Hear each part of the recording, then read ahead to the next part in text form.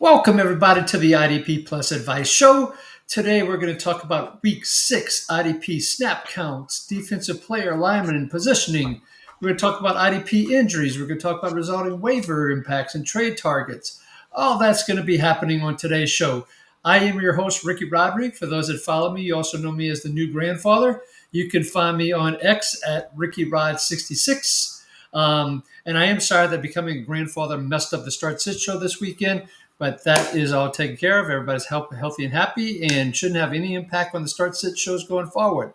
I am joined today with my wonderful special guest, IDP extraordinaire, Mr. Shawn T, who you can find on X at Shawn8386.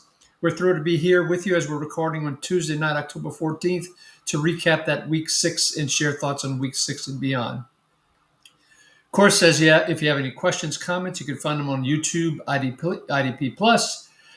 You could go to this specific show, and Shawn and I will be responding to those questions and comments and suggestions. And by the way, apologies that last week I couldn't get the timestamps done because my buddy in crime, Shawn, who usually tracks those things, he had a other commitment. So hopefully we have it done this week. It's my only job. More than that, you're responsible for here. And as always, we appreciate a thumbs up and subscribing to the channel. All right, Shawn, let's get into this Week 6 stuff from an IDP perspective. Let's start with the AFC East, and let's start with the Buffalo Bills. Wouldn't you know it, shocker of all shockers, Terrell Bernard got hurt. I know that's a new thing for him, but he did. It appears to be an ankle injury being called. He only played about half of the snaps, roughly. The person that replaced him, though, wearing the green dot, particularly now, remember, Matt Milano was also out, was Shaq Thompson. Shaq Thompson also stepped ahead of Dorian Williams. So it looks like right now the new order is Milano 1. Bernard 1, Milano 2, Shaq Thompson 3, Dorian Williams 4, when they're all healthy. Bernard's not healthy, though. Milano's not healthy. So therefore, Shaq Thompson is the man and is a potential waiver wire target. Depending on when your waiver wires are, be great if we could get an update on the Wednesday injury reports to find out a little bit more about Milano. But I'm guessing if he sat out the whole second half standing on the sidelines, my guess is he's not going to be playing this coming week. Moving to the edge side of things, we had Joey Bosa and Greg Russo, both in the high 60% range. Bosa gave us 5 tackles. Russo disappointed significantly with only 1 tackle. In the interior defensive line, Ed Oliver, 3 tackles, and as he returned from injury, and he got us a sack as well, which was great news for him. Now, one name I do want to call out, Shawn, Deone Walker, the rookie from Kentucky, the massive 6'7", 330-plus pounder. We'll be generous with the plus there. 5 tackles, 4 which were solo, 4 tackles for loss, and a pass defense. Now, he got to play because Daquan Jones was injured pregame. What are you thinking about with Deone Walker, Shawn? Is this an outlier? Or, in this game against the Falcons where the Bills played 70 snaps, a little bit more than normal, is Deone Walker someone that maybe gets shoved into the lineup here? Yeah, he's worth looking at. I'm probably not rushing out there to get him just yet. This seems like one of those really weird games where, for whatever reason, the Falcons were just able to control this game. And, it would be John Robinson running, up the middle or anywhere he wanted, really.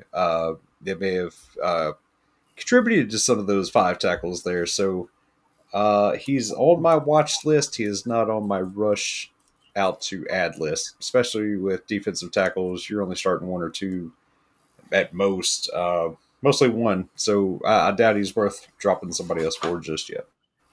All right. Thank you, Shawn. All right. Moving to the safety position, Cole Bishop left with what was reported as cramping. He only played 79% of the snaps and had 6 tackles. Jordan Poyer was called up from the practice squad, not to the 53-man roster, but was called up for this specific game. He ended up coming in as a third safety, playing 26% of the snaps as DeMar Hamlin is out, and I believe he went on injured reserve, if I remember correctly, Yep. which Shawn is confirming here. So Jordan Poyer, he's an old Buffalo faithful, old reliable. With some of the challenges they're having on the Buffalo defense, he's someone that I think we're keeping an eye on things, and I think we're a little bit nervous about Bishop and Rapp as Poyer this first time gets called up. And I will also mention that Bishop played 62% of the snaps deep, less than ideal. Does not play to his strength. He's better close to the box. Taylor Rapp played 54% close to the box. Close to the line of scrimmage, excuse me. Let me rephrase that. Jordan Poyer, when he was in, played 56% of the snaps deep. So Taylor Rapp, who's not the best tackler in the world, actually had the best usage and finished with 7 tackles. Shawn, I do want to go back to the linebackers now, though, and ask you about Shaq Thompson. Granted, this could be only a couple of week thing, but how good do you feel about Shaq Thompson and his 10 tackles? So, I mean, that's great for him just to come in and rack up the tackles. Traditionally, over the last few years, uh, the Bills have specific backups for each linebacker. In other words, if Bernard plays and Milano doesn't, then I expect to see Dorian Williams in there instead of Shaq Thompson. But if Milano plays and Bernard is out, then I expect Shaq Thompson to take Bernard's place. That's just what they've shown in the past, and I expect this is the way it's going to be right now. So right now, day to day for Bernard tells me with a bye week, he's probably going to be okay for week 8. So, but if I got a bench spot, I'm picking up Shaq Thompson just in case. And Milano has been injury prone through the years. They both have, actually. So yeah, That's a fair point. if you have the room, Williams, Thompson, either one, maybe both. Just depends on what kind of room you got. All right. Moving on to Miami, who played 64 snaps versus the Chargers. Of course, Tyrell Dodson, who's been uber productive from an IDP perspective, was out with a concussion. He did play limited. He did practice limited the previous Friday, which bodes well for the coming week. Not cleared yet, but we shall see.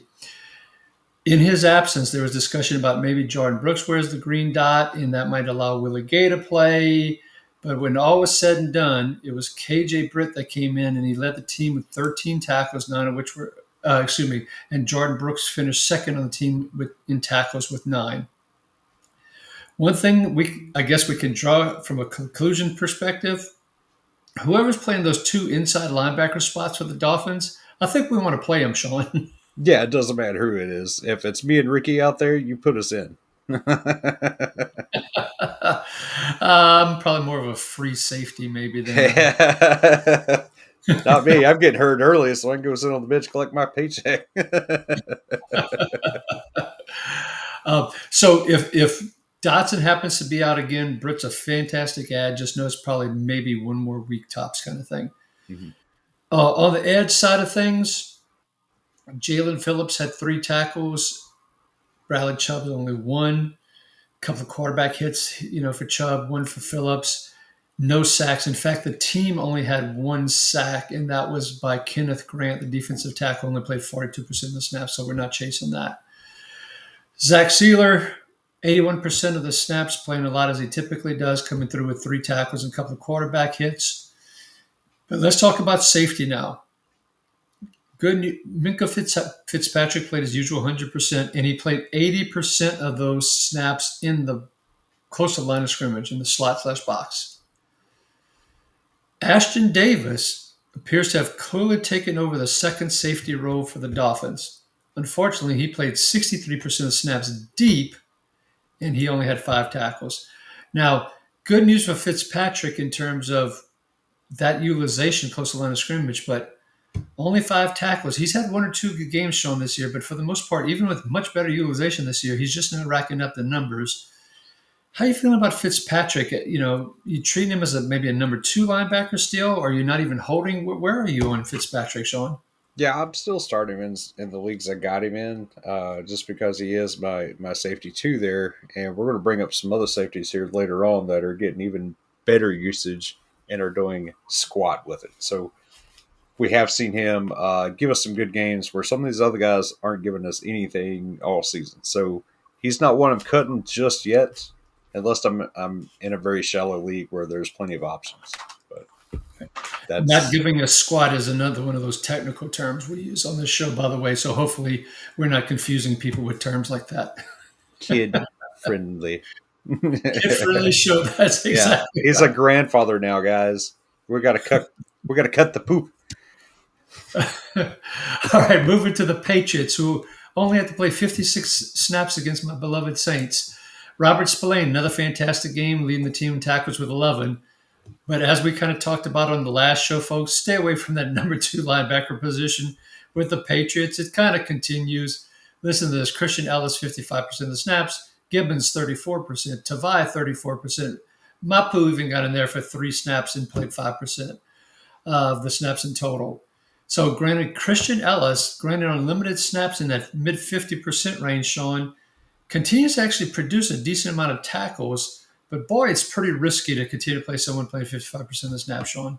Yeah, it feels like we're on borrowed time there. Eventually, this is going to bottom out from under us, or somebody's going to leapfrog him. So, enjoy it while you can, especially on sleeper with the defensive line eligibility. But I'd be looking elsewhere if I can. Yeah, absolutely. Now, moving to the edge, Keon White and Anthony Jennings were both inactive for the Patriots. So that meant a gentleman by the name of Elijah Ponder actually got 3 snaps on the edge. But Harold Landry, who got off to a red hot start and kind of disappeared, he got 1 tackle. At least it was a sack. So for those with big play scoring, that maybe bailed you out. But Harold Landry, oh man, even at 84%, Shawn, that's rough, man. Yeah, we see all the tackles went to the inside linebackers. So maybe it's the Saints. They're a bit sloppy. That hurts. Yeah, But I don't disagree with you. expect better days in the future against better teams. Calevon Chason uh, returned from injury, played 82% of the snaps, contributed a quarterback hit. At one point in time, there was a half a sack, but that was taken away. He only got the quarterback hit. The one thing I will say about the Saints in terms of teams that are playing them, Spencer Rattler, to his credit, has really avoided sacks very well, and their offensive line is now back intact with all the first rounders that they've invested in that offensive line. And they're actually doing a fairly decent job now that they got the 5 linemen healthy. So be careful about the Saints. In all seriousness, if you have pass rushers and you have options, I never thought I'd be saying that this year. Moving to the safety position, Craig Woodson and Kyle Duggar played 100% of snaps. Now, let's not get overly excited because Jalen Hawkins was out with a hamstring injury. Woodson had 6 tackles playing 66% deep, which is not bad for playing that much deep. Kyle Duggar played 62% of snaps close to the line of scrimmage, Shawn, and he gave us a whopping 3 tackles. We're not Not as chasing. not as good as Mika Fitzpatrick. That's all I can say. That's all you can say. That's a great point. So even if Jalen Hawkins is coming back, Shawn, we're not playing Duggar, correct? I'm not playing Duggar even if Hawkins is out with those numbers. All right, then Marcus Jones, wrapping up the Patriots, the third cornerback, had an extremely productive game, including getting a sack. As a reminder, he does get punt return yards for those in return yard leagues. Definitely a good, I don't know if he can even use the word sneaky cornerback play for your teams. Okay, moving to the Jets as we wrap up the AFC East, and they played only 60 snaps on defense against the Broncos, which is hard to fathom, by the way, as a side note. That game, and that was one of the games I didn't really get to watch, only got to listen to pieces of it as I was multitasking. I just leave that. But boy, that sounded like a sorry game. And if there was a game I was going to miss, sounds like it was a good one to miss.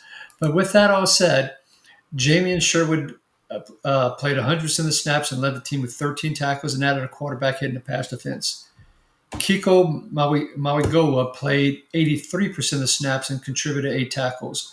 I did call out last week, I was worried about Mikel Walker, the former Falcon, maybe potentially taking Kiko's place.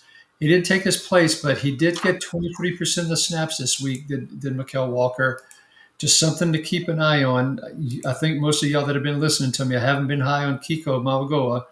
And so if you have other options, just be careful. But of course, as we get into more and more buys, might not have some of those options. Jermaine Johnson returned from injury, played 63% of the snaps, the most along the edge for the Jets.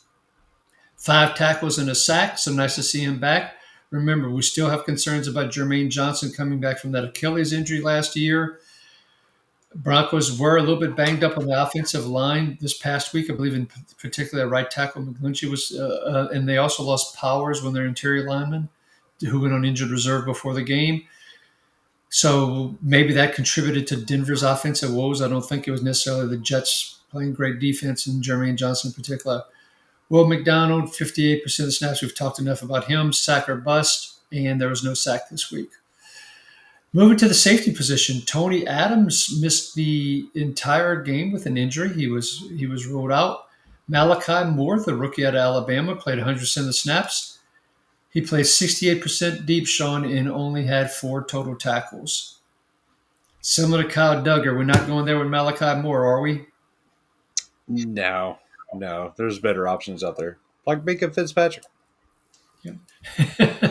And Andre Cisco, by the way, played 47% of the snaps close to the line of scrimmage and finished with 6 tackles, which was tied for third on the team. So we definitely would go with a Cisco over a Malachi Moore or Tony Adams. Correct, Shawn? Yeah, especially if he's gonna be creeping up there near the line of scrimmage a little more. Traditionally, he's been playing more deep, which he still was, but we were getting closer to a 50-50 split there. That's way more intriguing. Now moving to the Baltimore Ravens, who played 53 snaps against the Rams. They played this slow, methodical ball control, multiple tight ends kind of game. Got Derrick Henry involved. Thank goodness for my Derrick Henry shares. That helped out quite nicely. But what we want to talk about first is the linebackers. Roquan Smith out again. Teddy Buchanan played the middle. 100% of the snaps, got his 9 tackles. Trenton Simpson, 94% of the snaps, 9 tackles. Both of them shared a sack, a half a sack each. So, and that pretty much was the story of the sacks for the Ravens. As a side note, um, Tavius Robinson, who we've talked about a little bit, we talked about him because of his playing time, but his playing time wasn't necessarily translating to huge stats. Well, he got injured. He's going to be out for a while. That led to Mike Green, particularly with Odafe Owe being traded, which we talked about last week. But Mike Green led the edges and snaps for the Ravens with 77%. He had 3 total tackles. Now, not great. And his pass rush win rate per PFF has not been very good. So until we can get some of those sacks and big plays added to some of these, 2, 3 tackles he might give us per game, we're not chasing Mike Green there.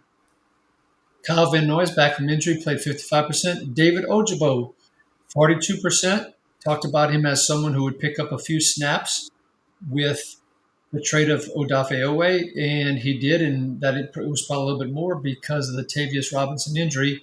But Shawn, you want to take a guess what was David Ojabo's stat line on those 42% of the snaps? Knowing that he is sack or bust, and they didn't really do anything there, I'm going to say he got 0. He got a big fat goose egg. That would be exactly right. Unfortunately, that injury, pre-combine, before he came out of the draft, it's just not there for him. Yeah, he's had several injuries in his young career, and he really is a very good strip sack artist, I guess, is what I'm looking for. If you go back, look in college, early in his career and all too, a lot of his sacks were strip sacks, so he goes for the ball and almost has a intangible knack for doing such. But he is not meant to be a full time pass rusher, so I'm not expecting big things out of him right now. He's more of a specialist you just sling in there every now and then. Yep. Now moving to the defensive secondary for the Ravens. Boy, something is definitely wrong when Chidobe Awuzie and Jair Alexander aren't getting snaps, basically. And you've got Nate Wiggins and Marlon Humphrey. Now, Humphrey having to play on the outside because Uweze and Alexander have been struggling throughout the year. With the acquisition of Aloy Gilman in the trade of Odafe Owe, they played a lot of three safety packages with Hamilton playing 98% of the snaps, Malachi Starks playing 100%, and Gilman playing 83% of the snaps. Now, with that, Gilman actually had the most tackles of those three with 7.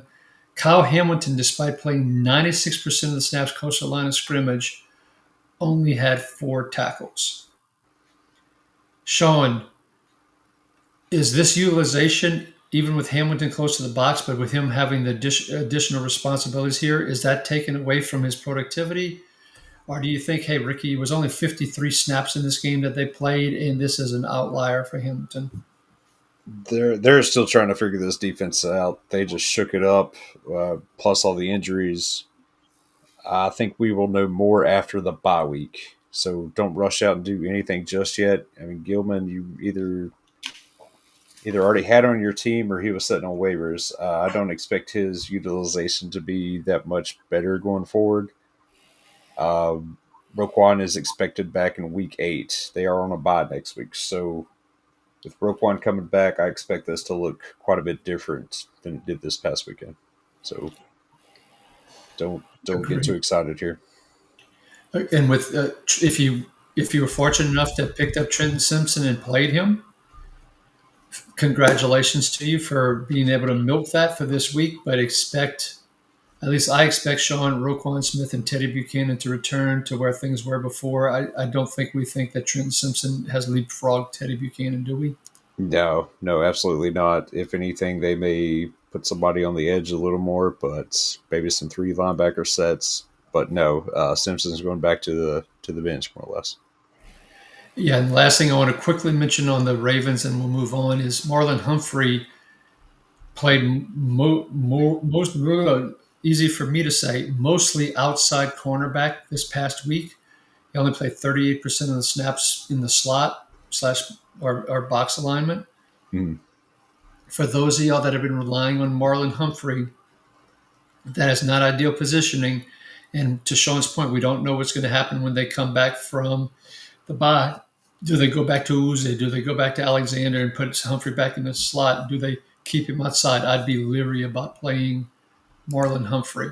Moving on to the Cincinnati Bengals, who played 61 snaps versus the Green Bay Packers. Big news here, Showman. We've been seeing hints of it. We've been seeing rotations. We thought the rotation had kind of gone away last week. But boy, this week, it feels like it got cemented with Barrett Carter playing 100% of the snaps, leading the team in tackles with 10. Demetrius Knight playing 92% of the snaps, tied for third on the team with 7 tackles. And Logan freaking Wilson only played 12 snaps, which was 20%, 4 total tackles. Is this the end, Shawn, for Logan Wilson? On the Bengals, yeah, I think so. They've looked at their team.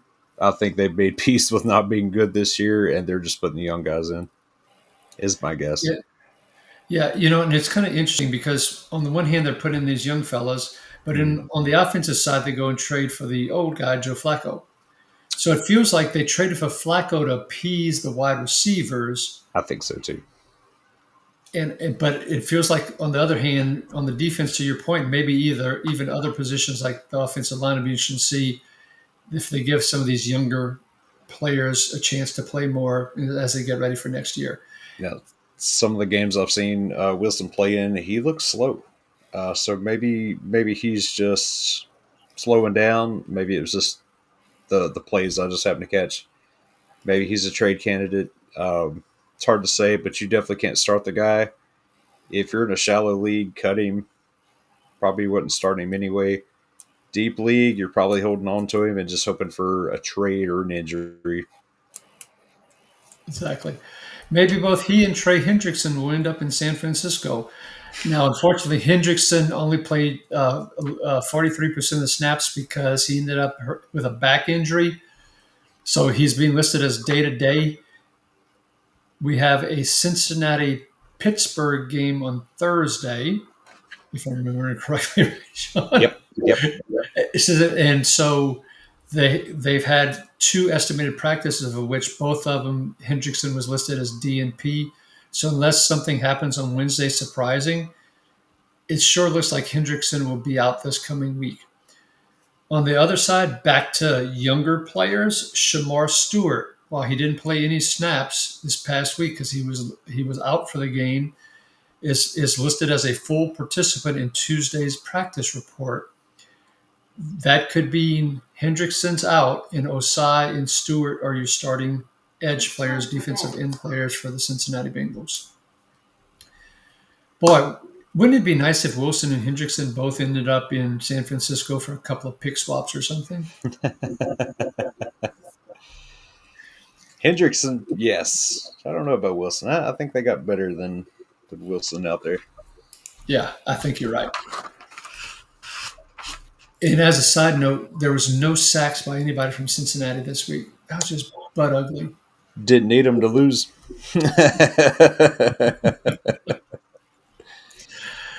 BJ Hill, who we've talked about a decent amount on this show, unfortunately only had one tackle this week, but that's going to happen with interior defense tackles. But he's still someone we feel very highly on. The reason I went to interior defense tackles is Chris Jenkins, who's had some productivity in a couple of games this week, but we've told you to avoid him. He only played 39% of the snaps this week to put things in perspective. At the safety position, we had Jordan Battle, Geno Stone at 100%. Battle played 62% deep. Geno Stone 72% deep. Battle ended up with 7 tackles. Geno Stone had much less. At the cornerback position, last thing I'll mention, DJ Turner appears to have taken over the top cornerback slot ahead of Cam Taylor-Britt. Cam Taylor-Britt looks like he's dropped to the number 3 cornerback position, but Dax Hill still had the same utilization where he started on the outside, and when he went to 3 wide, Dax Hill moved inside and finished second on the team in tackles with 9. So when Dax Hill has been healthy, he has been an excellent tackler for cornerbacks. His previous week let us down a little bit. I believe he had 5, if I remember correctly, off the top of my head. But Dax Hill is still someone we're comfortable with for those tackles. Shawn, Shamar Stewart.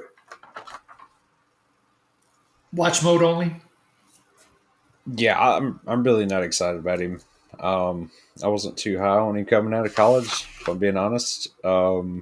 Maybe he turns into something, but this defense is a mess right now, and they're just throwing stuff against the wall, seeing if anything sticks. So I'm sure he'll get plenty of snaps eventually, but for now, dynasty is the only place you should have him.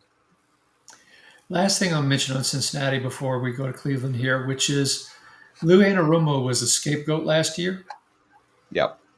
And he goes to Indianapolis, and boy, the coach defense has turned it around. Al Golden, new Looks defense. pretty good, yeah. Not much has changed in Cincinnati. So maybe it was the talents that the front office was given the defensive coordinator and not necessarily DC. Okay, moving on to Cleveland, who played 59 snaps versus the Pittsburgh Steelers. Not much different in the linebacker situation with Schlesinger at 100% and Devin Bush 88% and leading the team in tackles with 9. Continues to be ultra productive with not quite 90% of the snaps.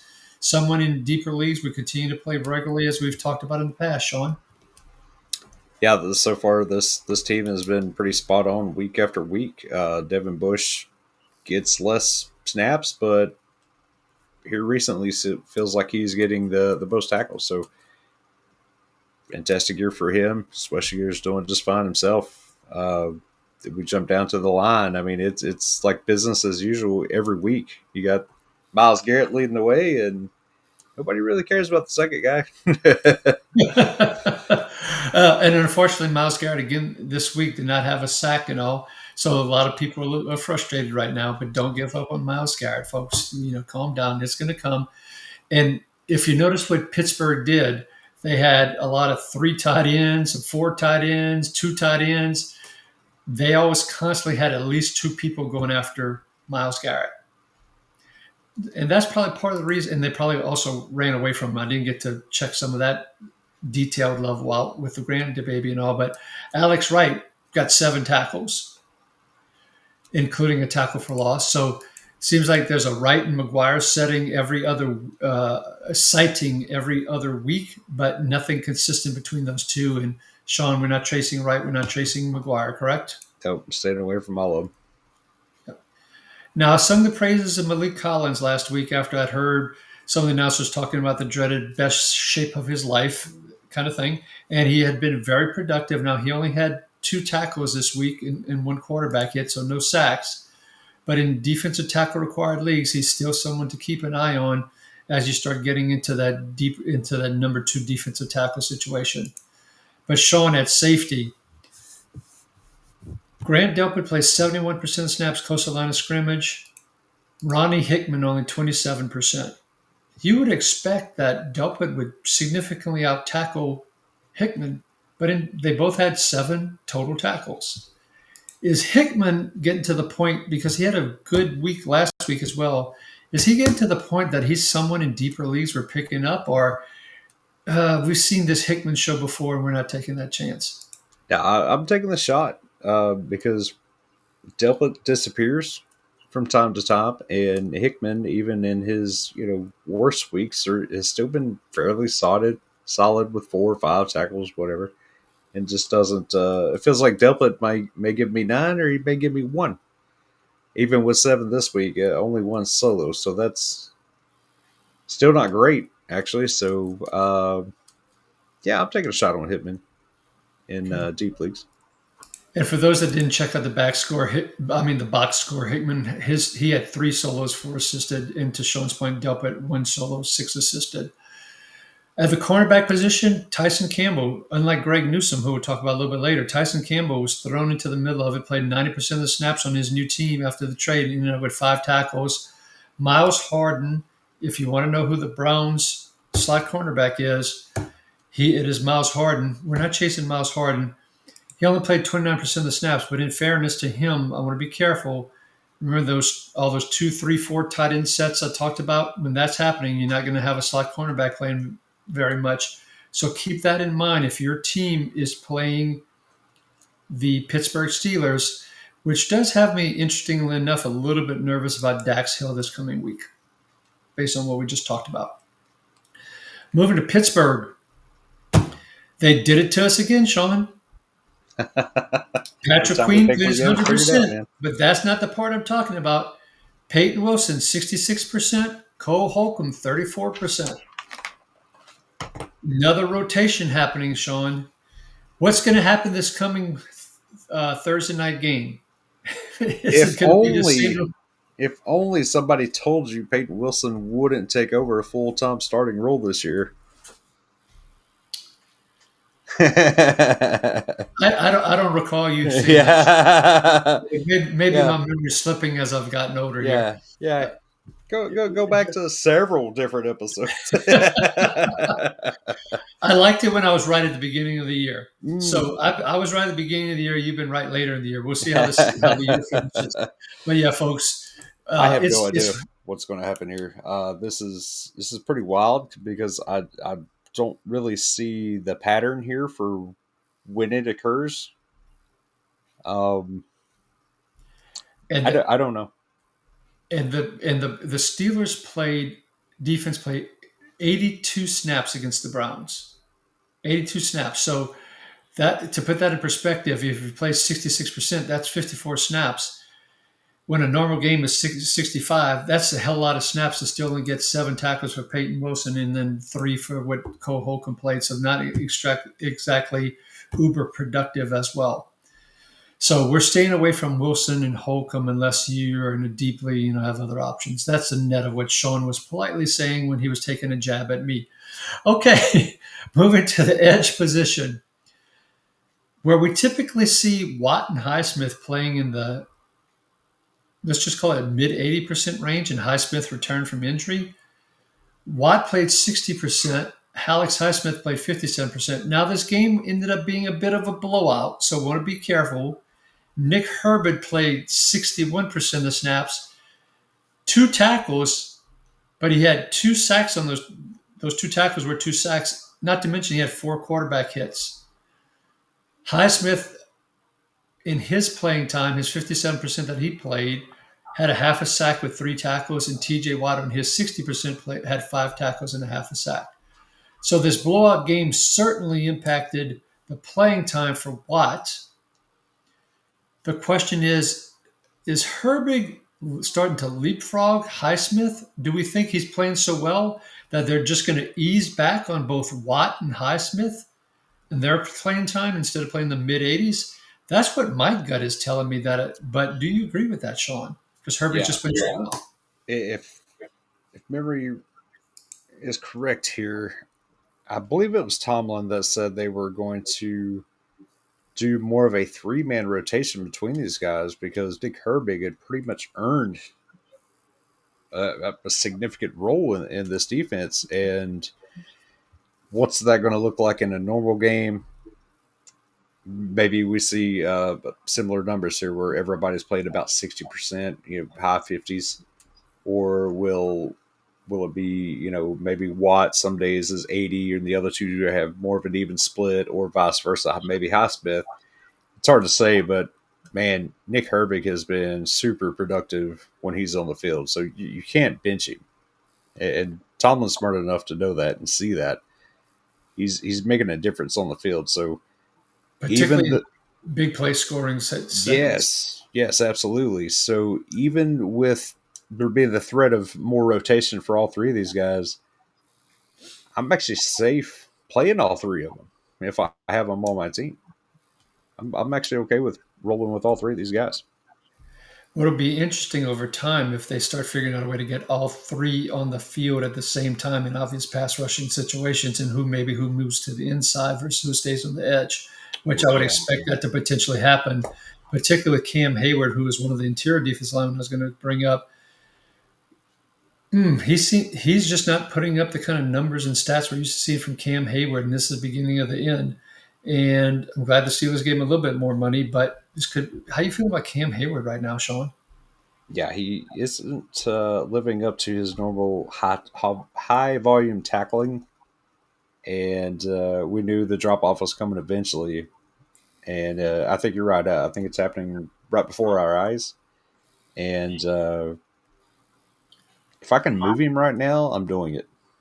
But I don't know what kind of value you're going to get out of him in like dynasty or anything. But he's not a bust start anymore.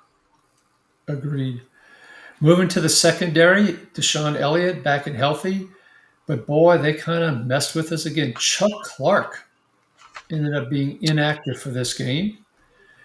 Jabril Peppers was active, although Jabril Peppers only played a few snaps on defense.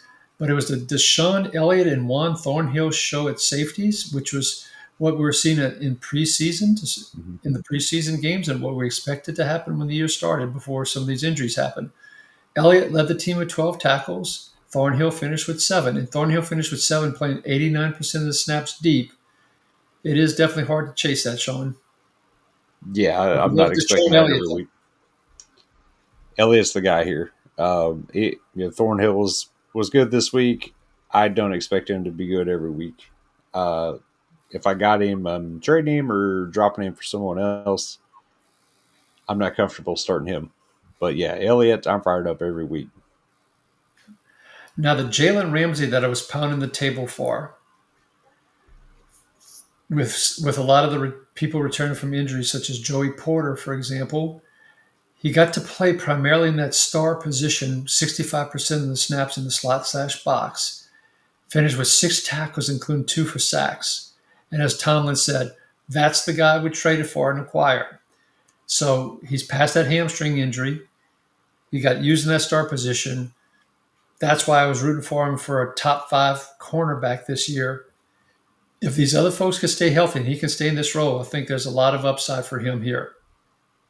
Yeah, Joey Porter was the big difference maker there. Having him back allowed Ramsey to move inside and also to basically put Chuck Clark on the bench because he was kind of filling in some of that role as well. With Ramsey playing more outside. So yeah, with Porter coming back, Ramsey's inside.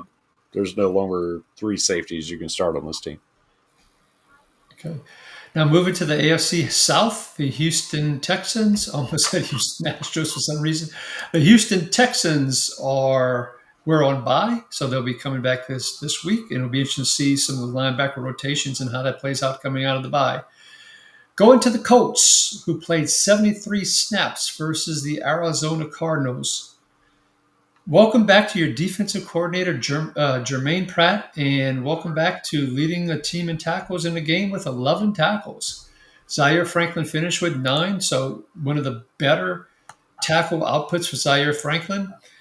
Now, with the signing of Jermaine Pratt, Joe Bacci, who was playing not enough snaps, let's just call it that, as low as, when the game he was injured, I think it was like in the 20s, but around the 40 to 50% beyond that. But Bocce goes to IR, Pratt gets signed, Pratt takes the role. That's that. It's going to be Franklin and Pratt the rest of the year.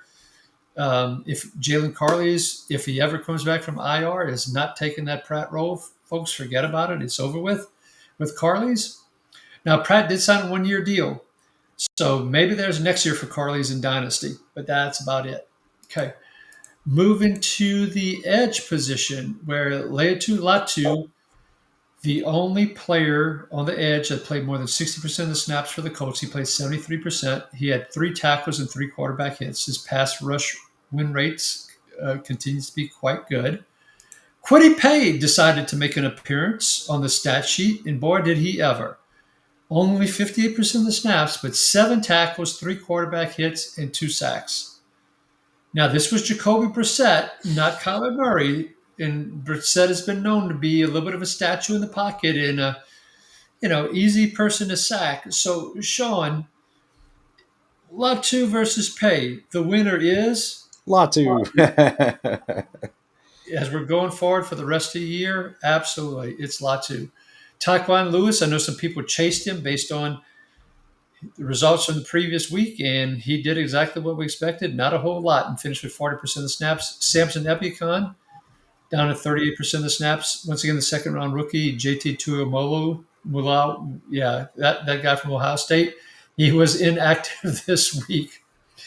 Moving to interior, just a quick shout out to DeForest Buckner. He only had 3 tackles, but he did have 3 quarterback hits. So Pay, Latu, and Buckner, between the 3 of them, had 9 quarterback hits. That's all you need to know about Brissett from a statue perspective. Okay, Pay is the only one on the team that got any sacks with 2. Moving to the secondary, Nick Cross has a couple of down weeks from a tackles perspective. He had that big week a couple of weeks ago, 14, and I believe it was 7 last week and 5 this week. Still good utilization, 70% of the snaps close to the line of scrimmage. But Shawn, is Pratt going to help take away some of these tackle opportunities for Scott? I think so. I think Cross, we're going to see him drop as the season goes on just because of having 2 competent linebackers in front of him. With that rotation and just, guys not having enough playing time and rhythm, that was allowing a few plays to get through and for Cross to come up and make those stops. So I expect him 5 tackles to probably be about the norm going forward. I have a little bit more hope, but it's probably closer to 7, not 5, but still not some of these 10, 11, 14, tackle type of games. And once again, this was on 73 snaps as a side note, okay? And this game was close, so it wasn't like it was a blowout and the Cardinals were just trying to pass or anything. They were running the ball, they were running their normal offense throughout the game. Okay, moving to the cornerback position. Apparently, Shane Steichen, as a side note, needs to figure out what to do in pregame to keep his folks from getting injured. Anthony Richardson gets busted in the eye and has to go in IR with an orbital fracture. Travarius Ward suffers a concussion pregame as well. So you're starting cornerbacks on the outside for the Colts were Mekhi Blackman, who finished with 5 tackles and an interception, and Jonathan, undrafted free agent Edwards, also at 97%, finished with 4 tackles.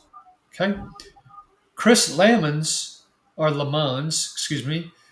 played the slot role because both Kenny Moore and Mike Hilton are injured. Kenny Moore will hopefully be coming back soon for those that have hung on to him for this long. But remember, we still had concerns about Kenny Moore.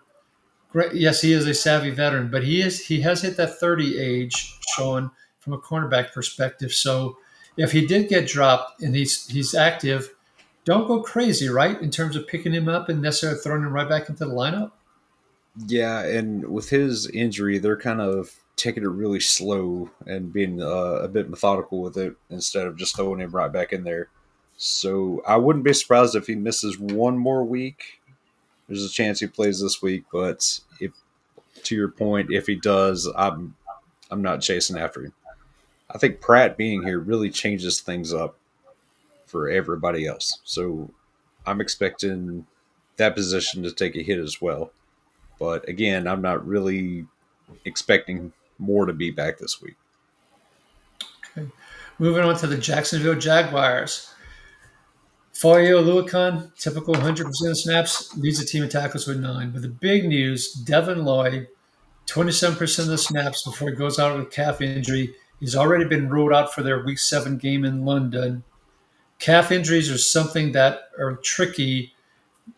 He was ruled out very quickly for this London game. This feels like a multi-week injury for Devin Lloyd, Shawn. Yeah, I'm with you, and it's a shame because he was really peaking at the moment there. But yeah, I'm expecting him to be out a couple of weeks as well. Well, he was peaking in big plays, but one of the things I called out to folks is I went back and researched his tackles per His tackles game. weren't very good. Tackles weren't pretty good. It was the big plays that were keeping Devin Lloyd afloat, and he was making a bunch of them, but big Mhm. plays weren't sustainable. So now he'll be coming back from a calf injury. Probably won't be fully 100% when he comes back. He'll be close to it, but not 100. Those big plays. So for all the excitement Devin Lloyd's driving, I'm still trying to trade him, as I talked about last week on the show, and I'll just leave it at that. Trayvon Walker came back from injury.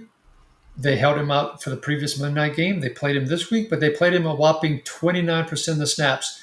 So hopefully you were like me and said, I'm not trusting a guy with a club who I really need to get sacks, and he's trying to do it with one arm. And so not only did he not get a sack, he was playing with one arm and played very little. So we want to be careful about Trayvon Walker. I do expect that playing time to go up, but boy, it's going to be hard to be productive. And the fact that they only used him that much, Shawn, says they don't have a lot of confidence that he can be stout in the run game and things along those lines, right? Yeah, it's still early in this injury. Probably 2 more weeks before we really see him take back off. That's my guess. I don't know the full extent, but that's yeah. To only play 29, I don't expect for him to all of a sudden play 80 next week. I'm expecting another 35, something like that. Now, Emmanuel Ogba was the person that picked up the most snaps in his absence, picked up 65% of the snaps there. As a side note, I forgot to mention linebacker space, and let me go back there. Ventrell Miller picked up the Devin Lloyd, well, some of the Devin Lloyd snaps. Let me rephrase that, playing 53% of the snaps. So Ventrell Miller looks like the replacement for Devin Lloyd, not Jack Kaiser, but boy, we're not spending much fab money on Ventrell Miller, right, Shawn? I'm going to have to be in a really deep league with no other options to really go after Miller. Again, it's a short term fix, maybe 2 weeks. But it's there's better options for long term pickups. So he's on towards the bottom of my list right now, but he's on the list. Yep. Now moving to the secondary real quick. Andrew Wingard, 100% of the snaps. Now they only played 55 snaps versus the Seahawks. I forgot to mention that at the beginning for the Jaguars. So they didn't play a lot of snaps, so that's going to hurt their IDP numbers. Now Eric Murray, he does this to me anytime I think, okay, he's a savvy veteran.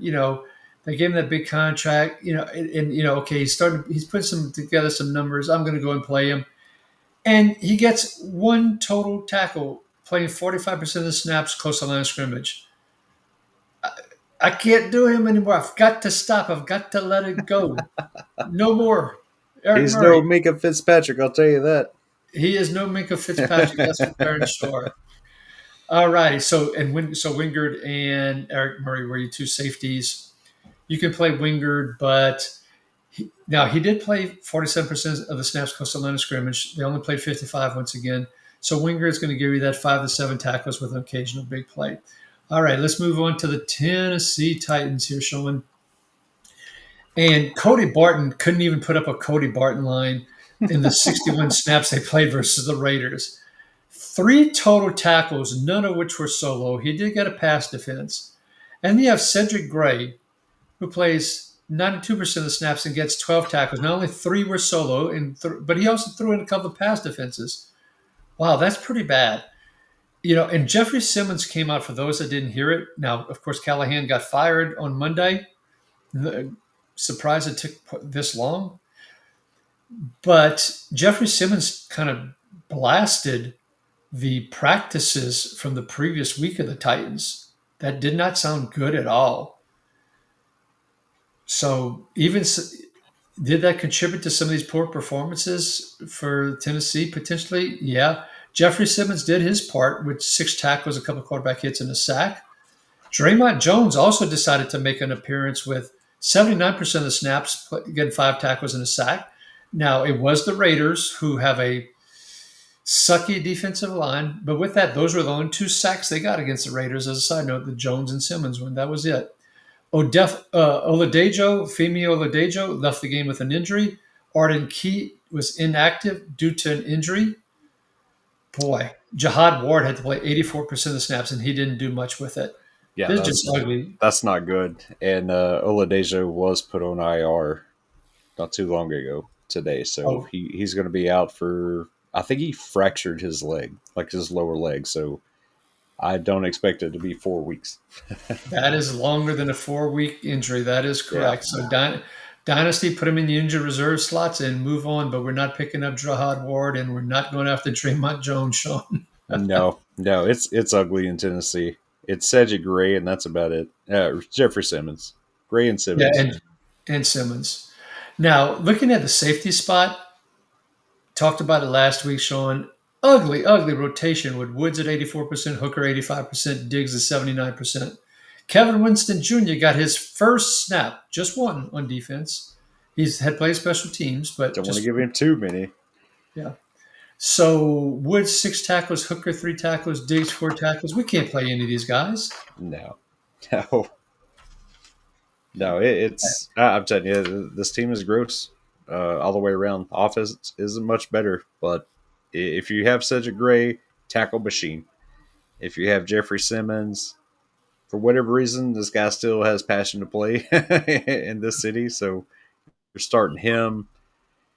If you're starting one of the safeties, be prepared for disappointment because we never know whose week it's going to be and who's going to get 6 tackles instead of 3.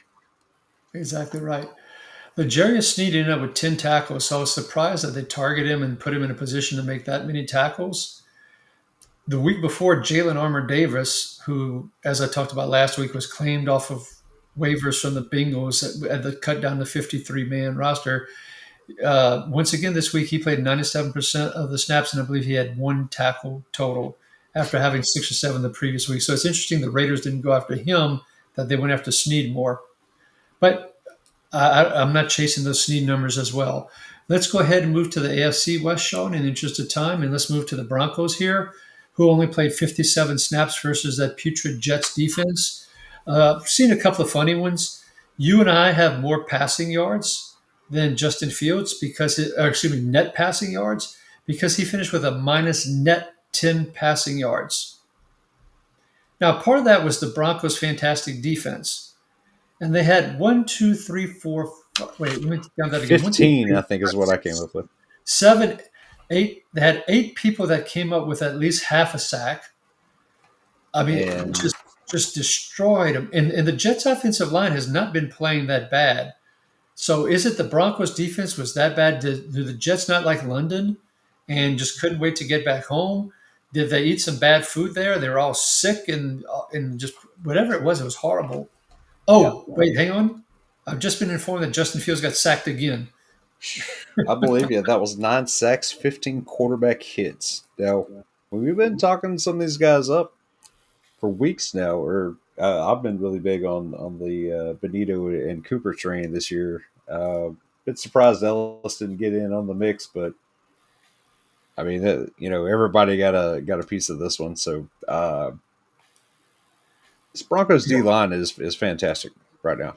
Yeah. Yeah. And we did talk about how ugly that 13-11 game was Hmm. with a safety contributing two of the Jets' 11 points because of a holding in the end zone, not because someone did actually made a tackle or something in the end zone. Right. Singleton led the team, or tied for the team lead with 7 tackles, along with Brandon Jones with 7. Once again, only 57 snaps against the Jets. Even Justin freaking Sternad, his playing time jumped back up to 81% because they knew the Jets were going to try and run the ball. He had a sack and a half. Come on, man. Seriously? Justin Sternad a sack and a half. Cooper 2, Benito 1, Zach Allen 1, Uwuzurike 1, John Franklin Myers 1. I bet you're surprised I said Uwuzurike so well.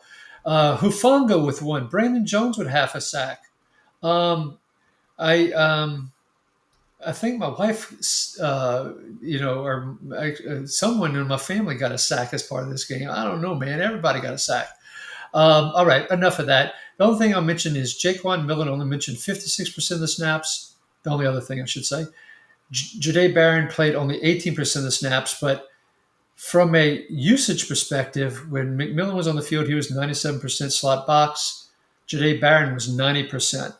So McMillan didn't have full control of that slot box like it looked like he was starting to take on in a previous week. Now it looks like it's back to a little bit of a timeshare. So be careful about McMillan when I was starting to feel a little bit more comfortable that he was separating himself from Jahdae Barron.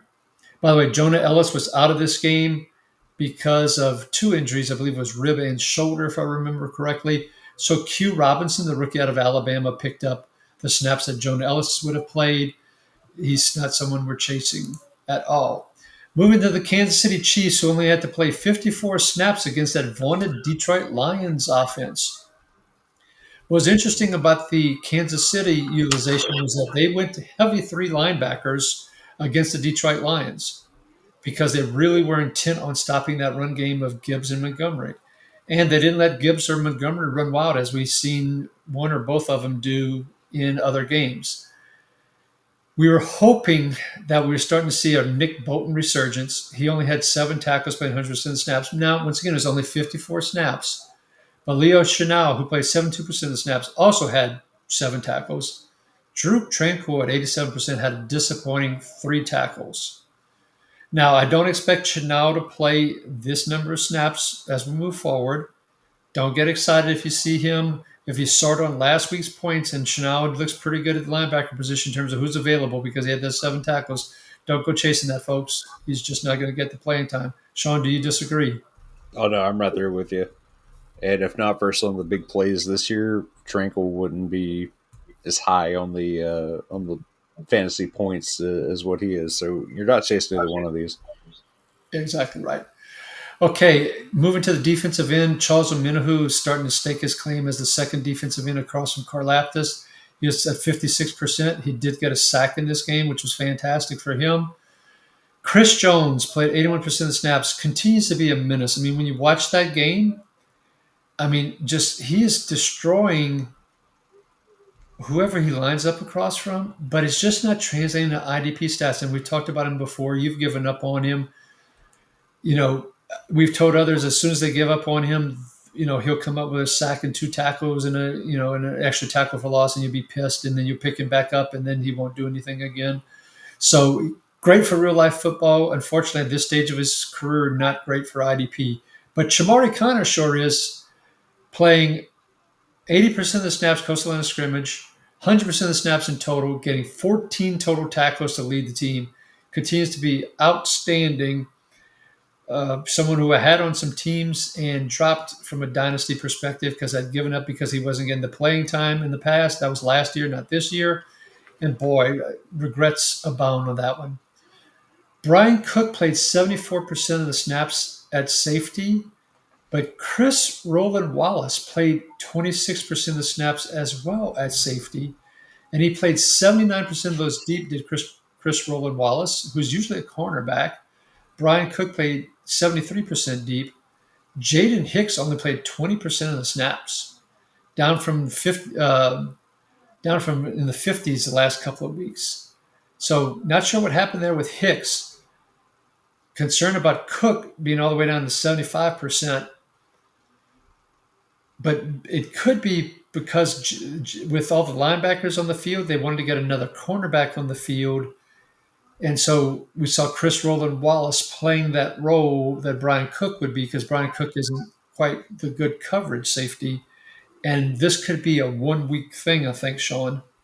Yeah, I wonder if this was to help with the speed of a guy like Jameson Williams, just to kind of make sure he isn't the guy that beats you, and then stack the box, with the linebackers. So yeah, I'm thinking this is an outlier week. All right, so moving on to the Las Vegas Raiders, and Devin White from LSU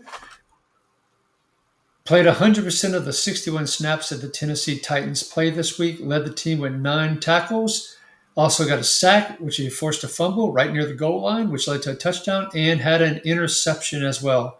Phenomenal game for Devin White. Has one of his better games of recent. Unfortunately, I sat him in the Kings Classic, Shawn, because he Why? had gotten utilized so much on the edge the week before. He was kind of in that Jermaine Pratt role the week before, and I was fearful that that was going to continue and he wasn't going to get the productivity. So my bad. I didn't recommend that to folks. People, I told them to be careful, but I overthought that one and messed up, and I'll just leave it at that. Landon Roberts once again played second most snaps at linebacker with Pratt on again for the second week. He only played 74%, only had 4 tackles. Jamal Adams, 41% of the snaps, 4 tackles. Eichenberg got in there for a few snaps as well. On the edge, what did we say when people are playing Tennessee and they're good pass rushers? What Yes, did we Stardo. We need to start him. That's exactly right. Max Crosby, 3 tackles, 3 quarterback hits, 2 sacks. Malcolm Kuntz played a season high snap percent of 62%. Now, Tennessee was behind quite a bit, needed to try and throw the ball more to get back into the game, and I think that contributed to him playing that much more. Tyree Wilson played 52%. Charles Snowden only played 3 snaps and only 5%. So that kind of tells me, too, Shawn, that on the one hand, it could have been because Tennessee was trying to throw the ball, but maybe they're going to try and narrow this to a 3-man rotation with Crosby, Kuntz, and Wilson dropping Snowden out, which could be helpful for both Kuntz and Wilson. What do you think?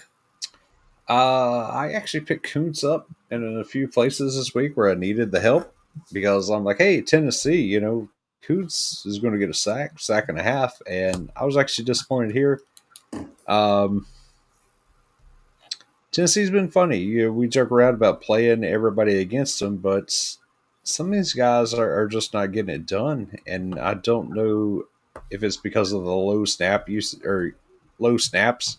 61 this time, so it's not quite that. But Kuntz is somebody I keep putting in my starting lineup. He's just not giving me exactly what I need. So, but he's not bad enough for me to completely drop either. So I'm still a bit torn on what to do with him. Yeah, Kuntz is one of those guys you can't quit. Yeah, now he was Now he's one of those guys that missed the whole year last year. Now he had the full year to recover because he got hurt. I believe it was in preseason.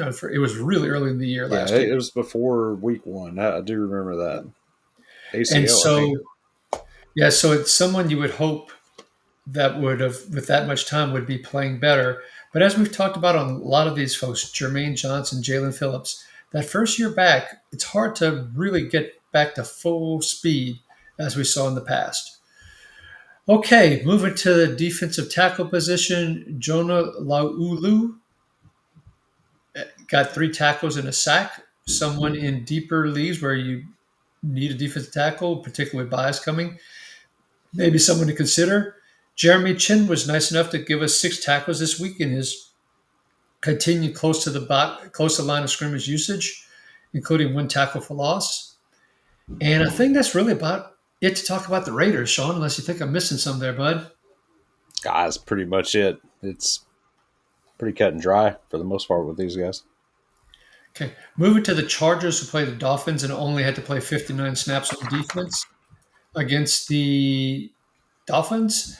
Deion Henley continues to play 100% of the snaps, led the team in tackles with 7, but boy, not getting the tackle counts that we were hoping for from an IDP perspective this year so far. Troy Dye played 68% of the snaps, so down after we saw the past couple of weeks where he was at 86 and 85%. And on top of that, I mentioned it last week, but Denzel Perriman's 21-day window has been open.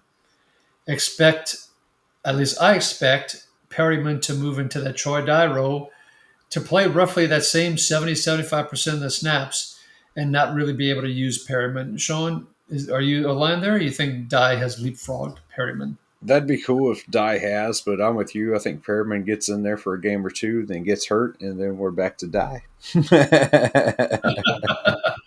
Back to Dye indeed. But we're going to die on. Okay, Ricky, don't go there. Stop. Yeah, Okay. whoa.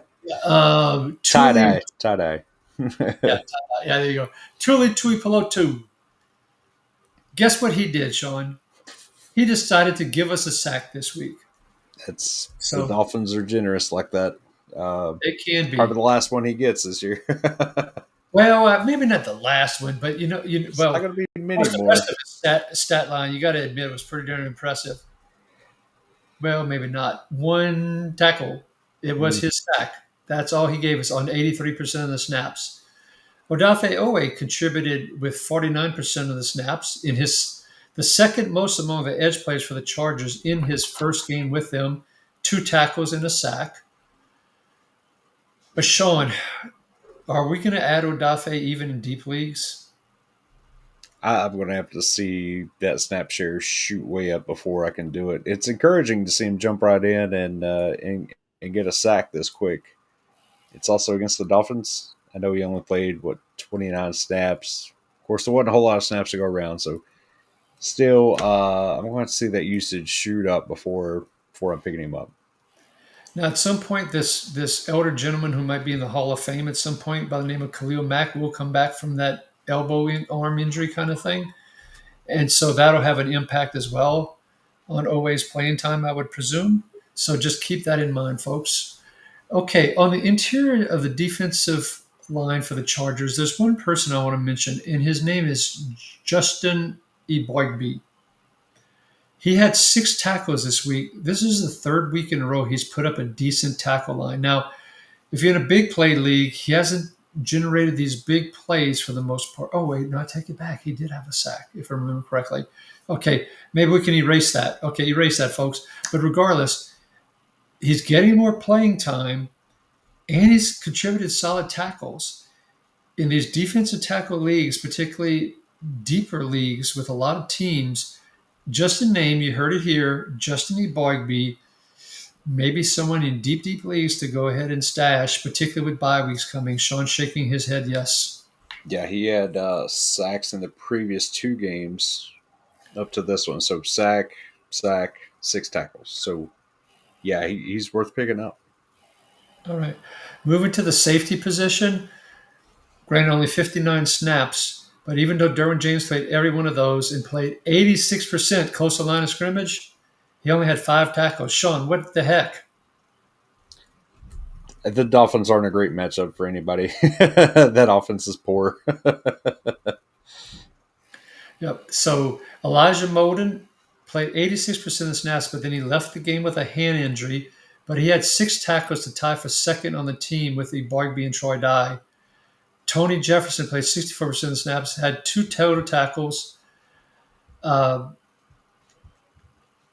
Molden's out, would you play Jefferson? He played 84% of the snaps deep, but he's been productive when he's been playing. But if Molden out, Gilman traded, are you taking a chance on Jefferson?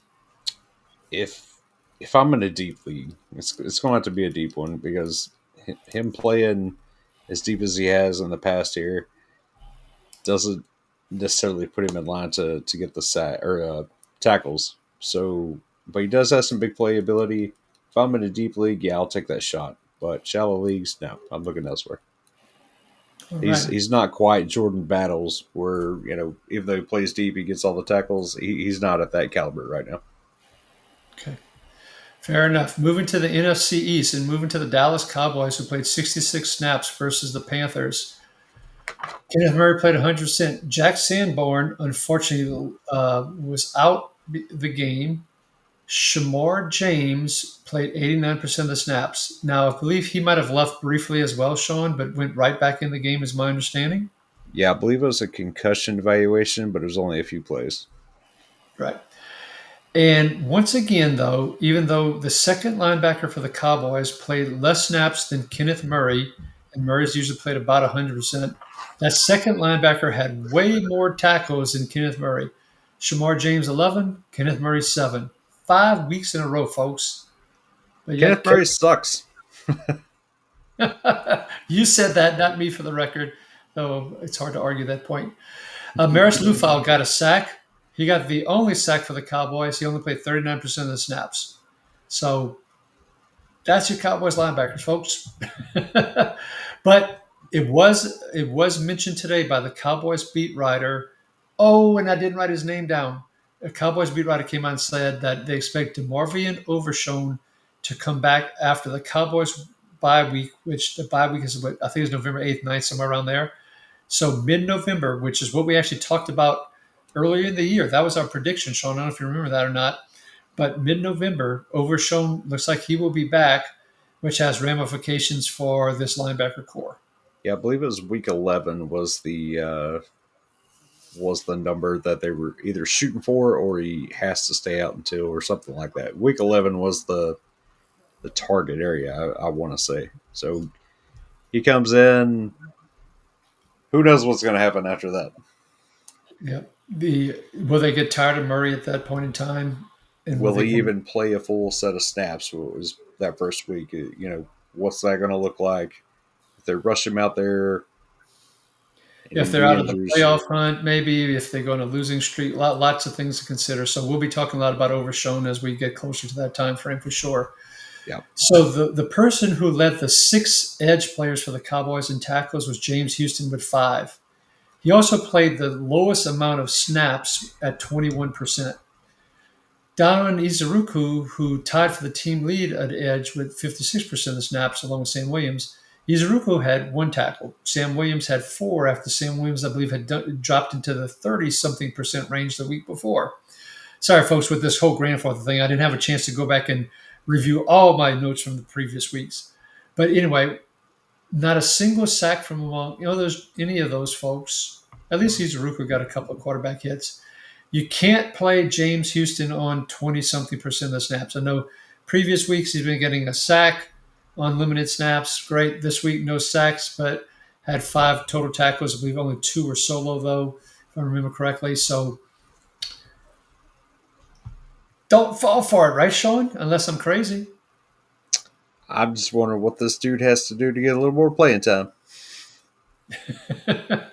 I think he needs to be able to handle the run, which I don't think he can. I think he's just a limited, obvious pass rush situation. He's on the smaller side, and that, Yeah, that that's his problem. Donovan Wilson finished with 6 tackles. A Donovan Wilson line. We'd love to have more. 52% of the snaps close to the line of scrimmage. Wanye Thomas, who's playing in place of Malik Hooker, who's on IR, played 70% deep, which we don't like, and didn't put up productivity for us. Deron Bland played on the outside 68% of the time and played in the slot 32% of the time. Reddy Stewart played 44% of the snaps, which is the third most at the cornerback position for the Cowboys. When he was on the field, he played primarily in the slot. So when Diggs and Bland and Stewart were all on the field, it was usually Diggs and Bland outside and Stewart on the inside. That's how it played out. Kaiir Elam, who they former number 1 pick, who they made a trade for, gave a late round pick to the Buffalo Bills to get him. All kind of preseason hype. Started him earlier this year. Was down to 12% of the snaps, so he was 4th in the cornerback rotation. And then you have Kalen Carson, who looks like coming back from injury soon. You have Siobhan Revel, the 3rd-round rookie who is injured, who they have high hopes for coming back soon. The end of Stewart and Elam, both of those folks, is probably near the end, Shawn. yeah, I think so. Stewart really filled in when Bland was out hurt, and I guess he did well enough in the slot there for Bland to come back and play more outside instead of playing outside and then moving inside three receiver sets where Elam was playing outside. They seem to have lost faith in Elam altogether. So this is another position that's probably going to get shaken up when Carson comes in. And this is what happens when the Cowboys continue to trade for these retreads from other teams, Kenneth Murray, Elam, etc. Yep. Okay, moving to the Giants, who played 57 snaps versus the Eagles. Okereke played 100% of those, only had 6 tackles. Once again, a low snap count. For those maybe new to the show, early in the year, the average snap count for defense was 65. We haven't calculated the latest through 6 weeks, but usually about 65, so 57 is on the lower side. Darius Muasau only played 61% of that low snap count, only had 2 tackles, did get a sack as part of this that might have bailed folks out that took a chance and played him. Brian Burns, Kayvon Thibodeau, Abdul Carter all played in that 74 to 70% range of snaps. Brian Burns, another fantastic game, 7 tackles, 2 sacks, continues to be a really top edge player. Thibodeau contributed 3 tackles. Abdul Carter, the first round rookie. Shawn, I double checked to make sure I didn't miss it, but I scrolled through the box score, I scrolled through the back score, and I saw, A well, goose egg. I didn't see Abdul Carter's name at all to even see the goose egg, so I had to correct that, but that is correct. He had a goose egg, a zero, nada, whatever. Dynasty would claim not giving up on him. Redraft, we warned folks about rookies and edge and how well they truly will perform in their first year.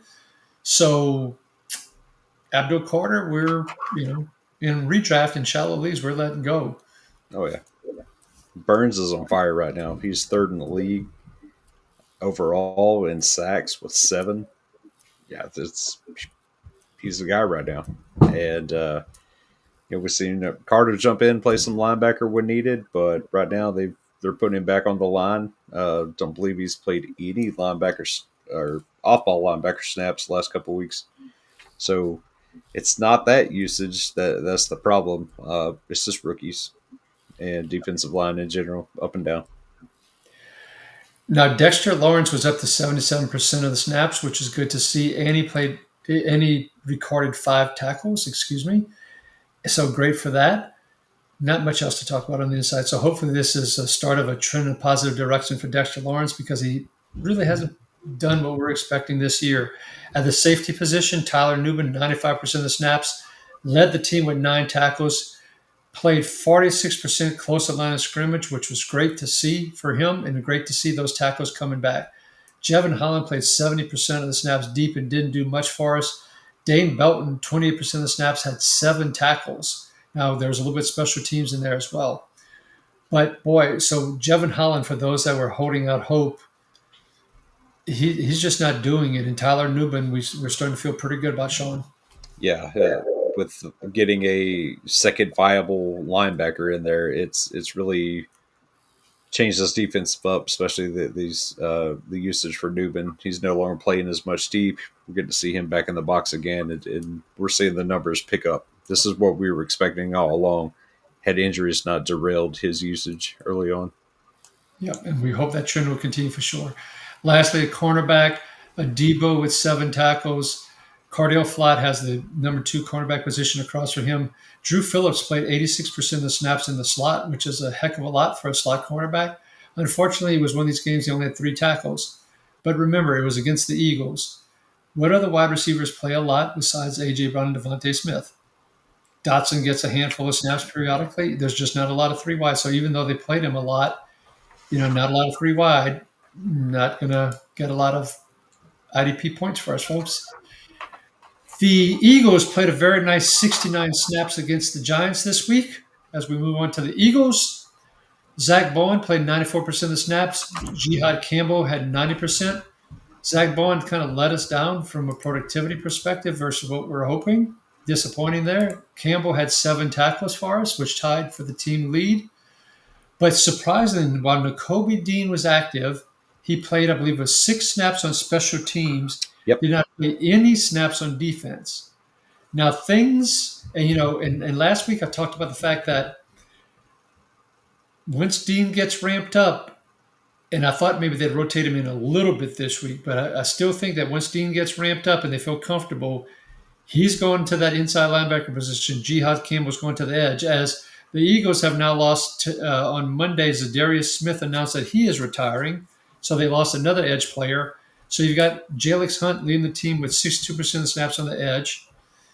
He was up to 6 tackles and he got a quarterback hit, which is great for Hunt. But well, we need him to start giving us some big plays, some actual sacks, which he's just not doing for us. Okay, and of those 6, only one was solo. As a side note, but you had Zadarius Smith at 25%, Uche at 39%, Patrick Johnson at 32%. He actually came up with a sack, but 2 tackles. You can't play Patrick Johnson. He's somebody who's bouncing around, folks.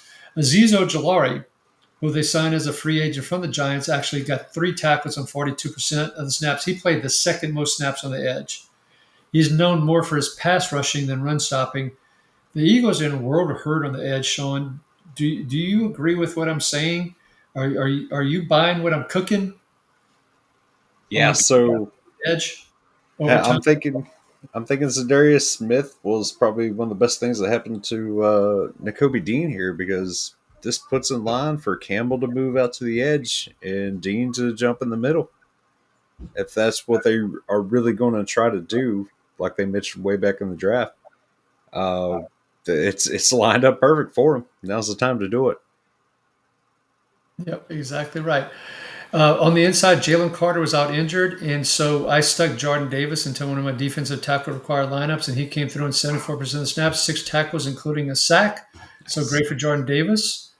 Moro Ojimo got some great playing time. Didn't do much on the stat line, but he played 90% of these snaps with Jalen Carter out.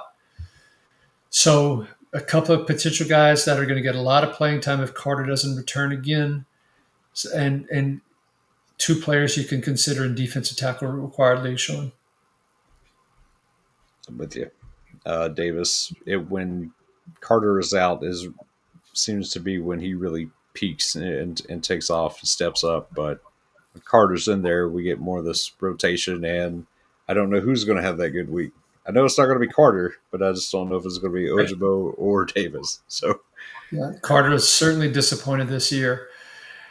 Blankenship and Makubu, Andrew Makuba, the safety from the rookie safety, the second runner from Texas, led the team in snaps at safety for the Eagles. Easy for me to say once again.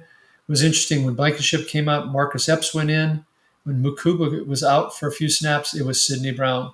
But Blankenship and Makuba are holding down the fort for the most part of safeties.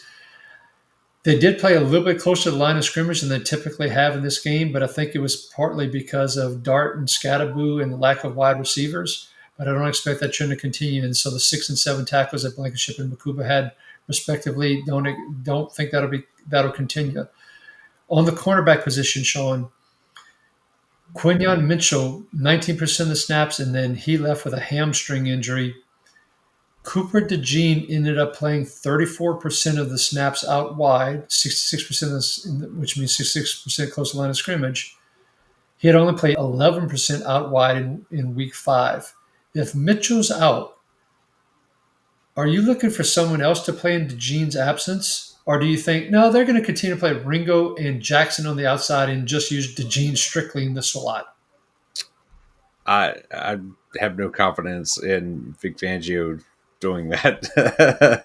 I'm pretty sure they're going to screw with us and put DeJean out there again. So they've proven they do not trust Ringo.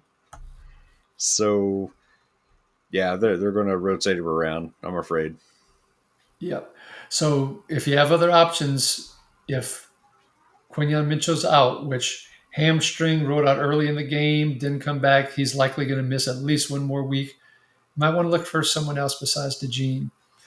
Moving to the Washington Commanders, 64 snaps versus the Bears on Monday Night Football. Bobby Wagner and Frankie Louvu played 100% of the snaps. Wagner, once again, no surprise, leading the team in tackles with 9. Louvu had one of those games where he got a sack to go along with 6 tackles, which was high for him. So great Louvu week, but boy, hard when he plays a lot of those edge snaps and doesn't play as much in the box. Dorrance Armstrong was having a fantastic year, had a half a sack with Von Miller in this game, left the game with an injury. We'll have to wait and see if he'll be back this coming week. but Armstrong, unfortunately, this injury might derail him a little bit. There's no one else we're picking up. We're not picking up Jacob Martin, Von Miller, Preston Smith if Dorrance Armstrong is out, unless Shawn tells me that I'm crazy. No, I'm with you. Armstrong is fifth in the NFL right now, 5.5 sacks, and none of these guys are a direct replacement for him. So I'm with you. Okay. Moving to the defensive back position, and I do want to talk about the safeties in particular. Jeremy Reeves, 69%, Darnell Savage, 42%, Juan Martin, 98%. So one of the things we cautioned about way back when Will Harris went on injured reserve and they signed Darnell Savage right away, and the Washington Commanders even said that they have plans to use Savage. This might be the beginning of that. Now, Reeves ended up getting 5 tackles and a sack, which boosted up his numbers. Now, Savage had 4 tackles as well. He didn't get a sack on 42% of the snaps, as I mentioned earlier. Reeves played 64% of the snaps close to the line of scrimmage. Savage, when he was in there, played 63% of snaps. Juan Martin even got 41% of the snaps close to the line of scrimmage.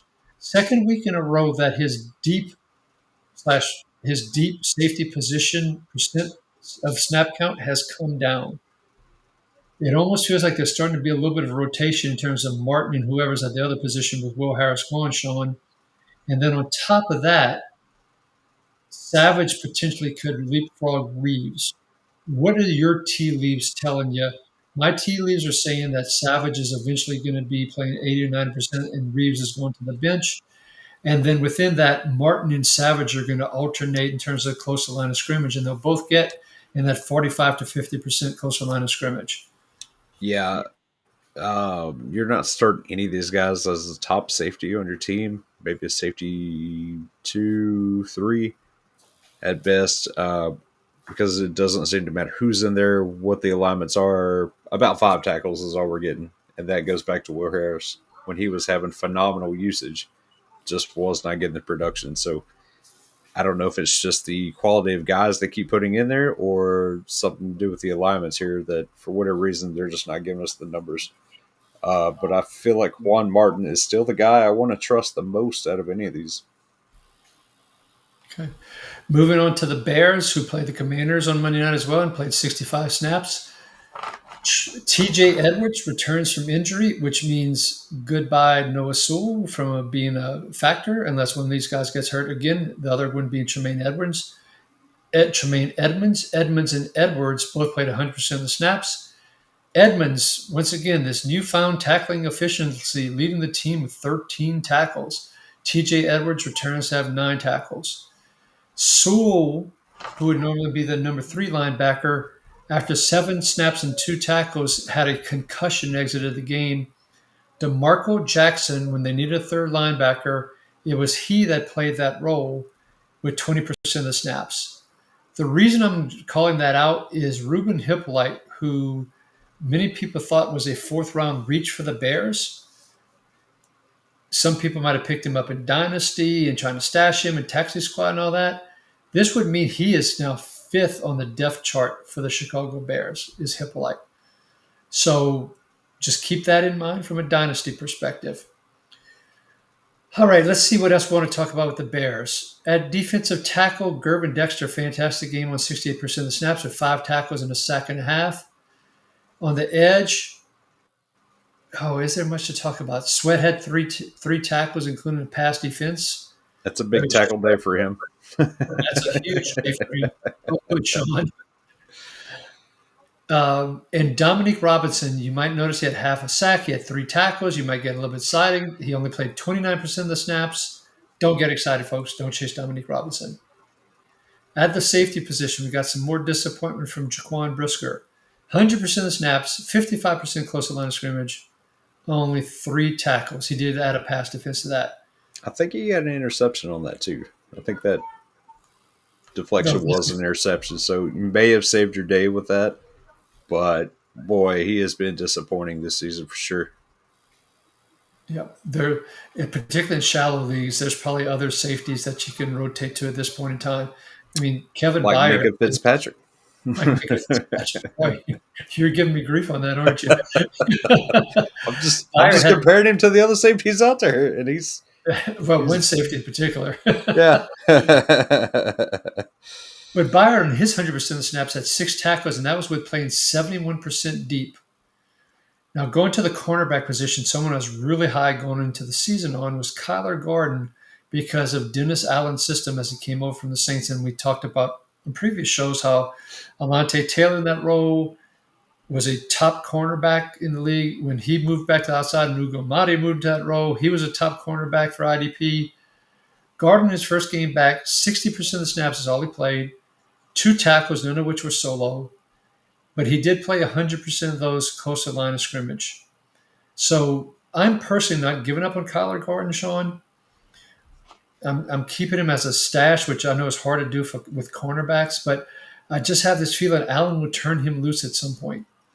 Yeah, this was going against the Commanders, who Jade Daniels, a little more rushing and stuff like that. So once we get into a team that runs more through wide, throws a lot more, we will really see what his usage is and what he can do. But I mean, even before Dennis Allen was there, Kyler Gordon was a solid slot corner already. So we were just expecting previous years Alante Taylor type numbers, which injuries have derailed a lot of that. So yeah, I'm with you. Don't give up on him yet. Okay. Moving to the Detroit Lions, who played 64 snaps against the Chiefs. Jack Campbell and Anzalone both played 100% of the snaps. Anzalone led the team in tackles with 12 versus 8 for Jack Campbell. Campbell did add a sack onto his, though, which helped out his scoring.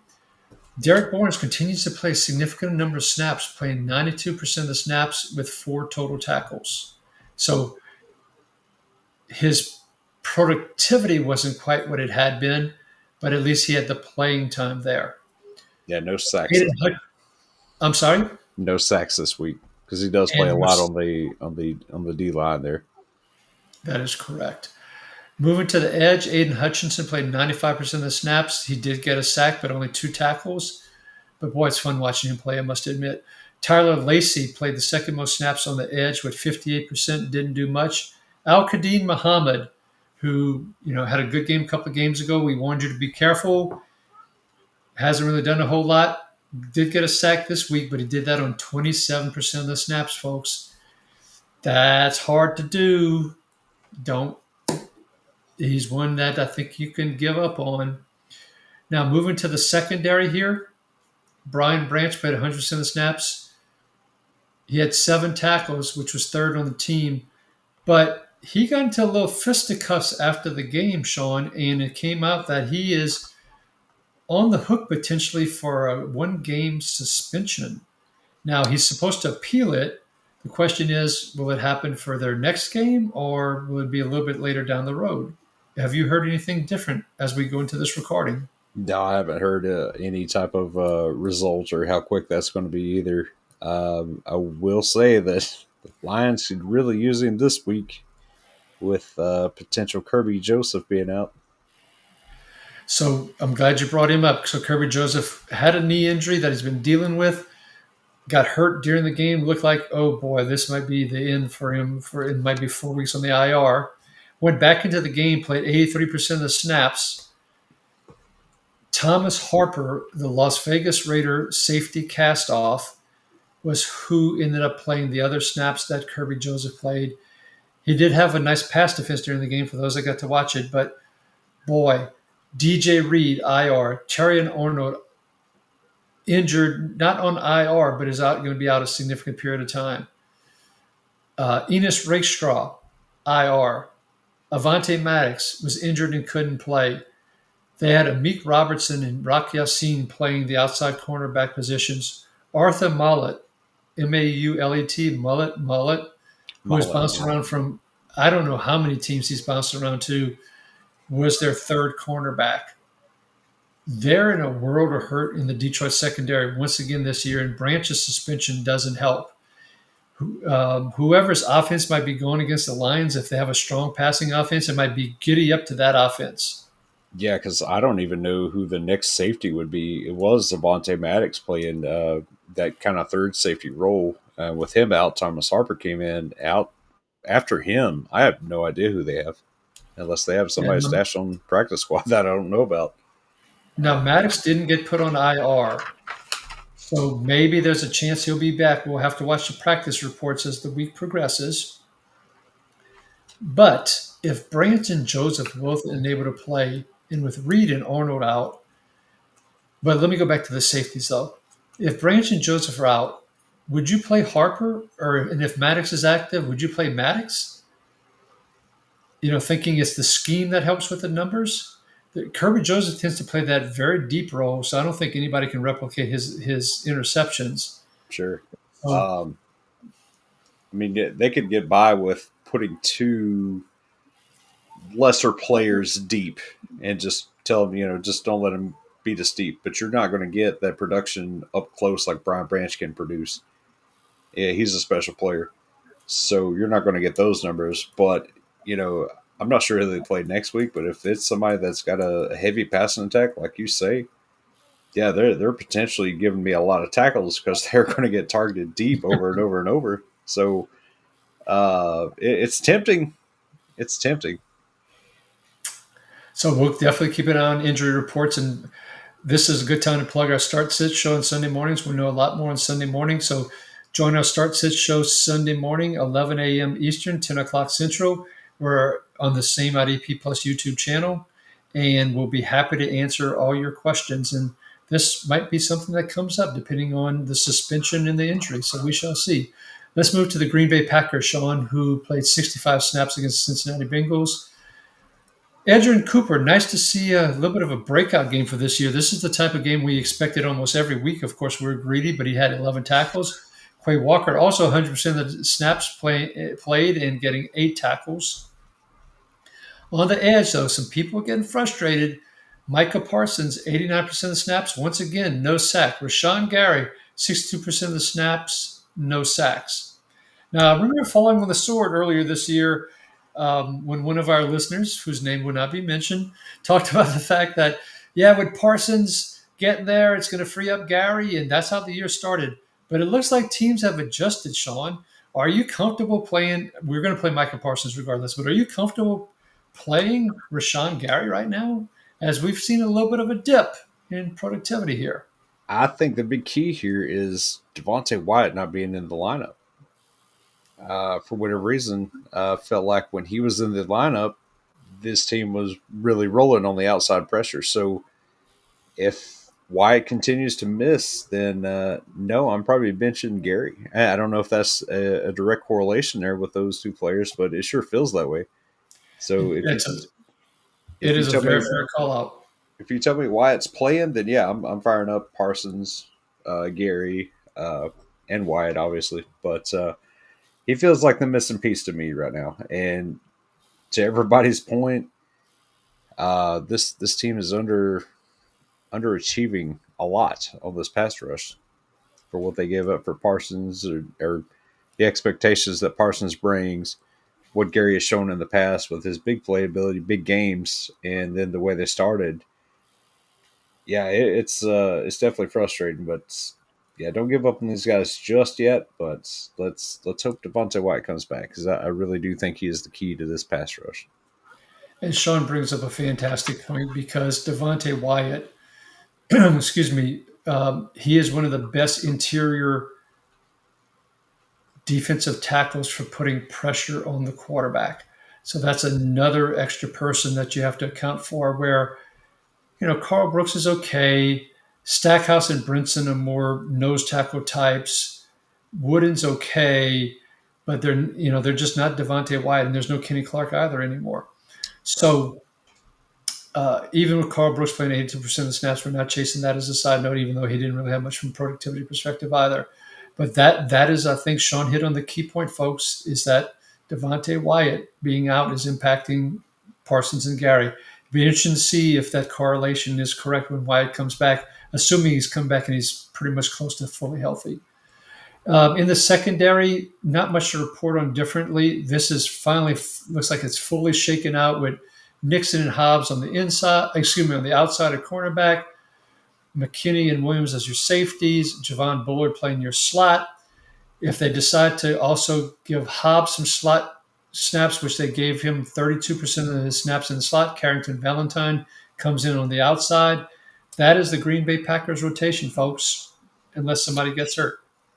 And somebody kind of did get hurt. Javon Bullard he was evaluated for a concussion. Then later they said no concussion. It's a neck injury. So there's a chance he doesn't play next week, which means I expect Hobbs to pick up the slot snaps, and Valentine will come in and take that outside when that's the case.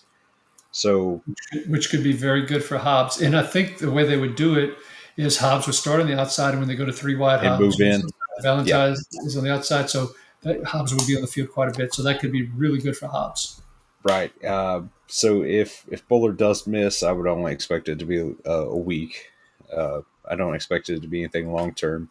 Neck injuries, it's hard to tell. So just something to keep an eye on this week. Hobbs could be a very good play. Right. Moving to the Minnesota Vikings, who were on bye, so there's nothing else to say other than Blake Cashman's 21-day window has been open. Okay. They are talking him up like he's definitely going to play this week. So goodbye, Eric Wilson. It was fun while it lasted. The only other thing is Andrew Van Ginkel is still being talked like he potentially will not play again this week. So keep an eye on that. If you have Dallas Turner, might be a good start again this week. I had not heard that about Van Ginkel already for this week. Very interesting. Good call out, Shawn. Moving to the Atlanta Falcons as we move to the NFC South.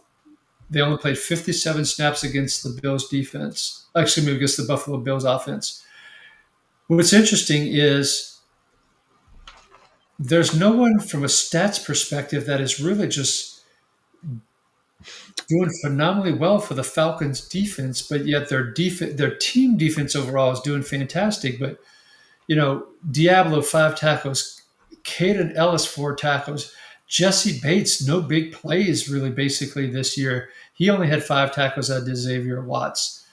The leading tacklers were 2 cornerbacks, Mike Hughes and D. Alford, and I'm going to come back and talk about Alford in a little bit. So we're getting a really good defense, Shawn, but we're not getting anything from that's really standing out from any of these guys, and particularly Caden Ellis, Shawn. Yeah, this has been frustrating. Shallow league, he should be off your team by now. If you're shallow, you're only starting 2 linebackers. Drop him, get somebody that's playing. Blake Cashman would probably be a good pickup this week, assuming he plays. But yeah, super disappointing. And his usage on the line wasn't even that much this week. I want to say it was like 12% or something. So it's not just that he's playing out wide on the defensive edge there. It's for whatever reason he's just not getting it done. Yeah, previous weeks he was up in, I want to say, almost the 40s or no, actually it was the high 20s. High 20s. Okay, maybe it was the numbers. Yeah, but still, so maybe that was cut in half this week, and he's still not giving us the tackle numbers. But now it was just 57 snaps, but still, we expect more than 4 tackles from Caden Ellis on 57 snaps. And just on the contract year. Yeah, and then from the safety side of things, Bates played 61% of the snaps coastal line of scrimmage. Watts played 68% of the snaps coastal line of scrimmage. Boy, that tells me they didn't have much fear of the Bills' wide receivers, and we're going to basically try and shut down the run game and prevent anything explosive from James Cook. Not to mention Dalton Kincaid was out as well, which even lessened the threat from a receiving perspective from Buffalo. D. Alford, the only reason I want to call him out is he played extremely well, was very productive when A.J. Terrell was out. Now, A.J. Terrell returned, but Billy Bowman was out, and so D. Alford picked up and played the slot as he did last year, and as I mentioned, tied for the team lead in tackles with 6. Might be something to keep an eye on. Will Alford get his job back from Billy Bowman? If you're relying on Bowman, be careful if Bowman is back from injury next week. Moving on to the Carolina Panthers, who only played 55 snaps against the Cowboys in defense. And Shawn, in my notes, next to all the players' names, I have this big yellow stripe down a column. It's the sack column because I wanted to make sure to call out that there was not a single sack from the Didn't Carolina Panthers, didn't need them. and they still won the game. Still That's the won the sack. game. Yeah, I know. It's not a good year for Saxon Carolina, but well, the NFC South here, they are winning games in ways they really shouldn't be. I don't Except understand, for the Saints. except for the Saints. But they haven't done terrible. They're hanging with teams that They've been think they respectable. shouldn't be. Yeah, yeah, they shouldn't be hanging with some of these teams, and they are. So, and then if we look at Tampa, they're playing out of their mind with whoever's in the lineup. So, very Exactly. gritty division here. Exactly. And so going back to the Carolina linebackers, Trevor Wallace continued to play 100% of the snaps for the second week in a row and wear the green dot. Christian Roseboom was up to 82%. Both of them had a whopping 6 tackles. Ugh. Okay. The edges aren't worth talking about. If you've got an edge from Carolina on your team, shame on you. Draft better. Well, that's for redraft leagues. Okay. Now, Dynasty, if you stash in Skirton or Princely, okay, get it. But, okay. They should be on the Um, taxi squad. They shouldn't be they should starting. be exactly right. Moving to the defensive tackle position, Derek Brown showed up with 3 tackles. Ashawn Robinson had 3 tackles. Um, yeah, okay, moving Yep. on. The safety position, Kevin Morig and Nick Scott both basically played all the snaps. Morig, 75% close to the line of scrimmage. Disappoints once again with only 4 tackles, one of which was a tackle for loss. He did get his quarterback hit, but gosh, Shawn, he's playing that close to the line of scrimmage, but yet he is just not delivering. You said squat. I'll go with diddly poo on this one. Yeah, that's he started out pretty well this season. So I'm hoping this is just a valley, and the peaks are coming next. So After the last couple of weeks, it feels like a really deep valley that he's got to come. yeah, there's a big one out in the desert somewhere, Grand Canyon, I believe it's called. Yeah. But this is Carolina. They're not near the Grand Canyon. That's Okay, they don't know that. moving to this. Moving to the Saints, who had 64 snaps against the Patriots. Demario Davis did play 100% of the snaps, folks. He only had 3 tackles. The reason he only had 3 tackles is the Patriots' running game sucks, and they were just It's awful. up the middle. And Davin Godshaw, the nose tackle, who played 56% of the snaps, led the team with 7 tackles. Brian Brissy, who really hasn't been doing much this year, had 5 tackles. Seriously. Okay. So Davis had 3. Pete Werner, the yo-yo of his playing time continues after being the 80s last week, all the way down to 59%. Luckily, he got a sack, but he got 5 tackles. Okay, tied for the team lead excuse me, tied for third on the team. Sometimes I try and talk too fast without thinking. I got to do a better job on that. Okay, I digress because I want to talk about Isaiah Stallbird and Danny Stutzman. Both of them started getting some snaps. With granted, Stutzman was only 9%. Stallbird was 13. Stutzman was mostly first and second down. Stallbird was mostly third down. This back to the starting to play some youth, even though they signed Werner to this contract that they gave him 3 years, which for some strange bad reason they did. Werner could be one of these cuts I see coming in the offseason, and I could see them starting to play Stutzman and Stallbird more as the year progresses, because they could be your starting linebackers next year. As Demario Davis is 36 now, I believe, and Oh yeah, Werner's not playing that well. he's an old guy for sure. You heard it here. Ricky said Stallbird's going to leapfrog Warner by season's end. Well, maybe the last game of the year we'll see Stallbird in there. All right, we'll see there. The edge, Chase Young decided to make an appearance. 3 year, Woo! $51 million contract. Decided to play in Game 6, and boy, he came through with 1 freaking tackle. Hey, if he I, didn't make that tackle, it was going to be a touchdown. Okay. All right. So he did That's one. every tackle.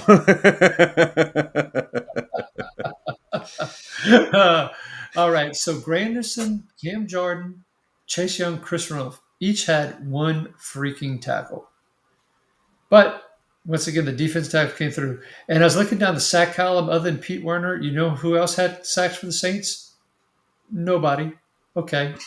We'll move on. We've already talked about the interior defensive tackles. Don't chase Godshaw. Don't chase Brissy. The safety position, Justin Reed comes back from concussion, plays 100% of the snaps. Giannis Sanker plays 91%. Sanker had 6 tackles while playing 74% deep. Justin Reed did not have close to 6 tackles, played only 50% deep, 50% close to line of scrimmage. Oh, Justin Reed. I'd almost rather him see him playing Jordan Howard, and Reed's another one they should cut it. I've been cutting him on my teams, and I was high on Justin Reed coming in because I thought he would really excel in this defense, especially playing up near the line of scrimmage and everything. And he's one of those guys that's playing a lot up near the line and giving us absolutely nothing. So I have kicked him off every one of my teams that he was on. So Lante Taylor continues to play a near 100% role with, in this particular week, 31% on the outside, 69% in the slot/box, which is fantastic utilization. Unfortunately, only 5 tackles, but at least that was something for a cornerback position if you were relying on him. So that's it for the Saints. Ugh. All right, let's move on. That's pretty ugly. All right, moving on to Tampa Bay. A few things to talk about here. Levante David continues to not be high in the tackle count, even though he played 100% of snaps. Only had 6 tackles, but once again, he gets another big play coming up with a sack. The sacks, the interceptions, has continued to bail him out and continue to make his numbers look really, really good for the elder linebacker for the Tampa Bay Bucks. By the way, 69 snaps was what Tampa Bay played against San Francisco. He played all of them, did Lamont David. Servacio Dennis, 88% of the snaps, 7 total tackles, tied for second on the team. At the edge, Yaya Diaby. When I don't play him, he comes up with 2 sacks. When I do play him, he gives me a tackle and a half. The So Yaya you're Diaby, telling me you sat him this week? I sat him. This was not a, well, let me rephrase that. Having a grandbaby, great week. A lot of my fantasy teams, this was one of those rare weeks where I was below 500 across my fantasy teams. That rarely happens. I don't mean to brag, but boy, it was a rough week. And I made a few bad choices. Now, in fairness, when you're sleep deprived and you're trying to set lineups, maybe you don't think through things clearly. All right, Hassan Reddick actually gave us half a sack as well, which is nice. Anthony Nelson, 5 tackles off the edge, but he only played 32% of the snaps, so don't get excited about that, folks. In the interior, Vita Vea is just a freaking beast. 72% of the snaps with half a sack. Don't go chasing the half a sack that Elijah Roberts, the rookie, gave us. He might be someone you stash in Dynasty, but CJ Brewer, yes, CJ Brewer, that's CJ Brewer, who probably nobody who's listening to this show can tell me where he played in college. He got half a sack as well. Frickin' Antoine Winfield gets 9 tackles to lead the team, plays 46% close to the line of scrimmage and only 54% deep, while Tyke Smith has 6 tackles, basically at 100%, played 63% deep and only 37% close to the line of scrimmage. We had a flip flop. Shawn, you want to talk to our audience about Winfield and Tyke Smith, please, sir? These teams continue to mess with us. Yeah, so Winfield played up near the line of scrimmage, gave us a good Winfield number. Um, that hasn't been what he's been playing all year. He was actually playing deep most of these games, so I don't This know has if been an this. outlier game. Yeah, I'm going to assume this was just because we weren't expecting Mac Jones to just air it out and really light up the scoreboard. So I assume that's why he played a little more up close. Had Brock Purdy been in there, I would imagine this would have been a little different. So I'm with you. I'm thinking it's a bit of an outlier, but I know everybody's going to be excited, and they're going to put him in, and he's going to give us 3 tackles next week.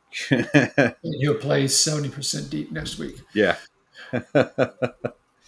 At the cornerback position, want to shout out Jacob Parrish with Zion McCullum out, with Benjamin Morrison out. Jacob Parrish played the cornerback situation that we love, where they start on the outside and then move into the slot and 3 wide, which is what happened. Jamel Dean played basically all outside. When San Francisco went 3 wide, Jacob Parrish went inside, which was 66% of his snaps, and he finished with 7 tackles. Kendall Vildor played 95% of his snaps on the outside when he did play, but he only played 57% of the snaps. So hopefully McCullum's well, I should say hopefully McCullum will probably be back. Benjamin Morrison will probably be back. Morrison and Dean will probably continue to rotate. Jacob Parrish will play those slot cornerback positions. But if the McCullum and Morrison are out, Jacob Parrish is someone we're definitely putting onto the field, Shawn. Yeah, I'm with you. I've been picking him up for the last couple of weeks, and yeah, him playing a full game inside and out is really fantastic. Otherwise, he's just been strictly slot, so less playing time, obviously, if he's not in there for all 3 downs. But yeah, great usage right now, so I've run that high. All right. Moving to the Arizona Cardinals as we go to the NFC West, and they played 59 snaps against the Colts, so on the lower side. Mac Wilson leads the team with 9 tackles. Akeem Davis Gather, 85% of the snaps, excuse me, Gaither, 85% of the snaps, 8 tackles. Continues to mess with us compared to past Jonathan Gannon usage. Continues to be highly efficient on the snaps that he does play. But just know if you do play him, there could be a week where it's back down into the 60s and he only gives you 4 or 5. And I believe that was the situation last week, if I remember correctly. Moving to the edge, here's what I'll tell you about the edge. 2 things. There was 1 sack. There was 1 sack for the whole team, and that was from Baron Browning. And that's about what Baron Browning contributed in this game. Josh Sweat, 58% of the snaps. Rougarou, I'm sorry. I tried to jinx it by saying that he wouldn't continue his sack streak. Well, my prediction was right that his sack streak did end. So sorry about that, Rougarou, one of our loyal listeners. But the sweat sack streak has ended. That is hard to say in that very fast. So that's why I had to enunciate it so well. All right, we're done with the defensive ends for the Cardinals. On the interior, Dante Stills played the most snaps at 66%, gave us 5 tackles. Calais Campbell, some of his productivity has been down the past couple of weeks. Is this age? Probably a little bit of it. He's playing still roughly the same amount of snaps in the low 50% range, but hasn't really done a whole lot for us. Moving to the secondary, Buda Baker and Jalen Thompson both finished with 6 tackles on 100% of the 59 snaps. Baker plays 81% close to line of scrimmage this week. Jalen Thompson, 63%. Baker seems to be topping out at 6 tackles every week, Shawn. Is this another age thing as well? Or was last year an outlier for all the tackles he was accumulating? Oh, last year was such a huge number of tackles. There was no way he was coming back to that. Now, he could still lead the league in tackles and still be 25, 30 tackles short of what he did last year. I mean, he's still a good player, but that was such an outlier year for just about any safety that to expect that again is insane.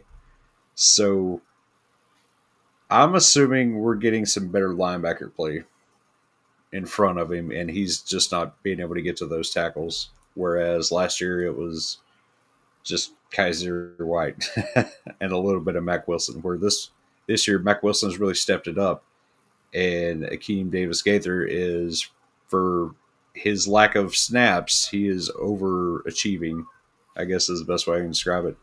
And that these guys are just eating them up before Baker can get to them. Yeah. So And don't then take another safeties high in the draft. That's the best thing I can tell you. Don't draft them early. exactly right. Now, Dadrian Taylor Demerson, I talked about him last week, and I talked about, yes, he's been productive and efficient, for the snaps he was playing, but he wasn't playing a ton of snaps. He played 46% of the snaps. He did have his ankle being taped on the sideline as well.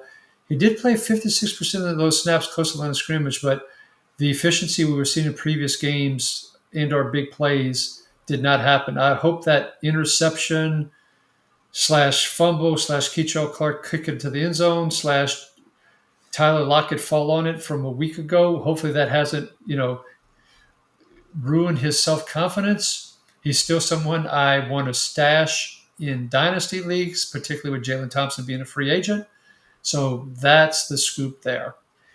All right, let's go on to the Los Angeles Rams, who played 78 snaps versus the Ravens.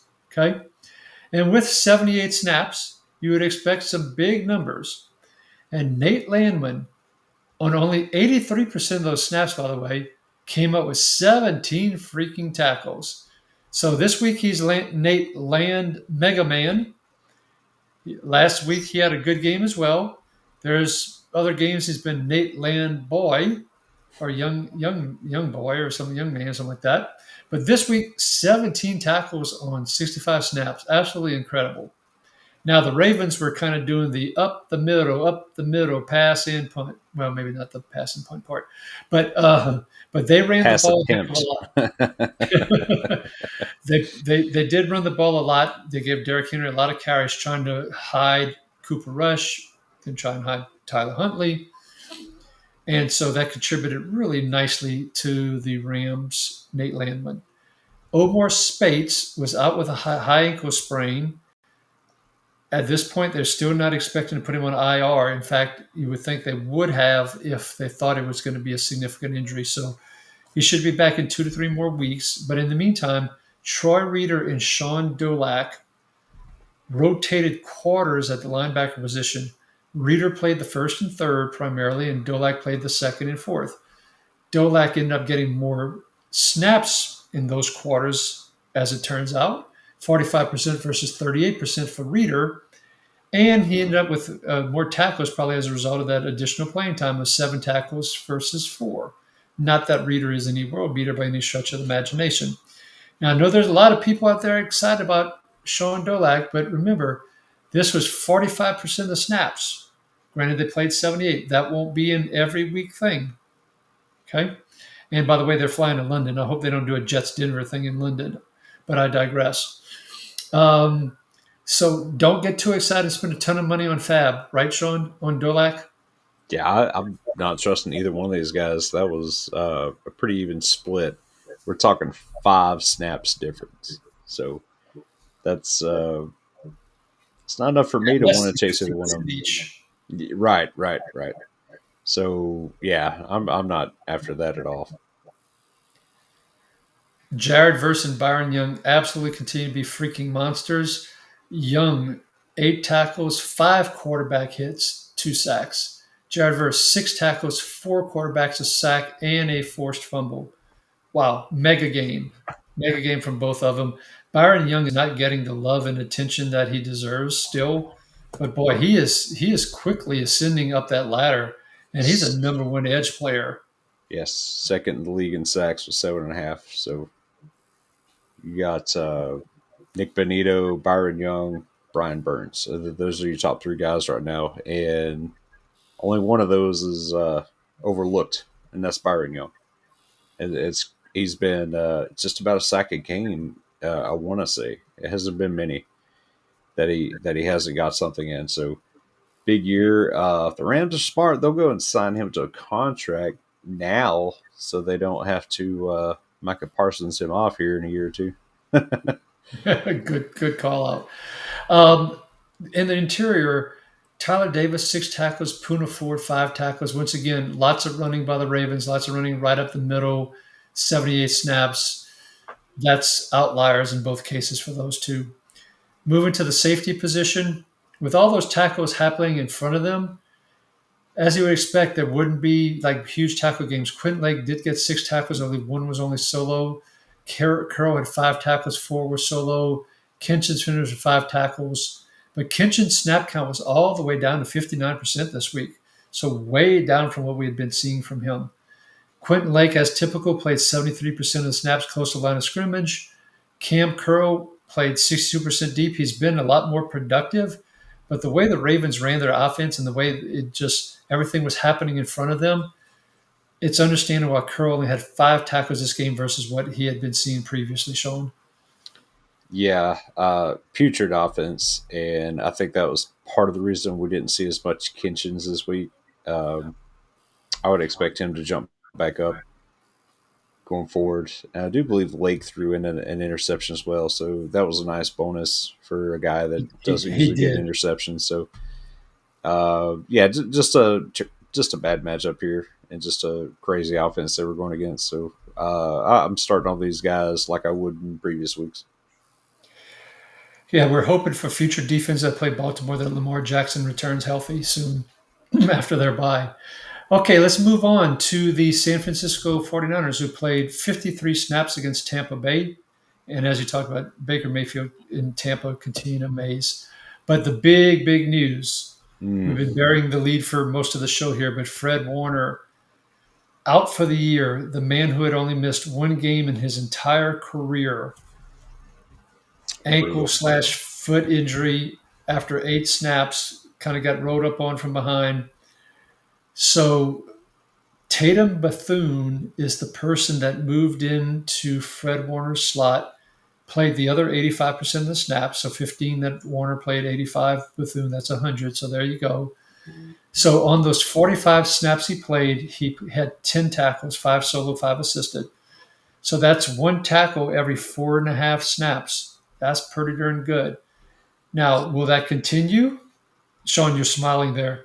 Yeah, that's insane production. That's unsustainable.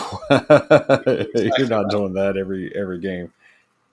But Bethune is someone, though, it is expected that he will continue that role. For those that are thinking that deep Yes. winners would move into the Warner role, winners is on the smaller side.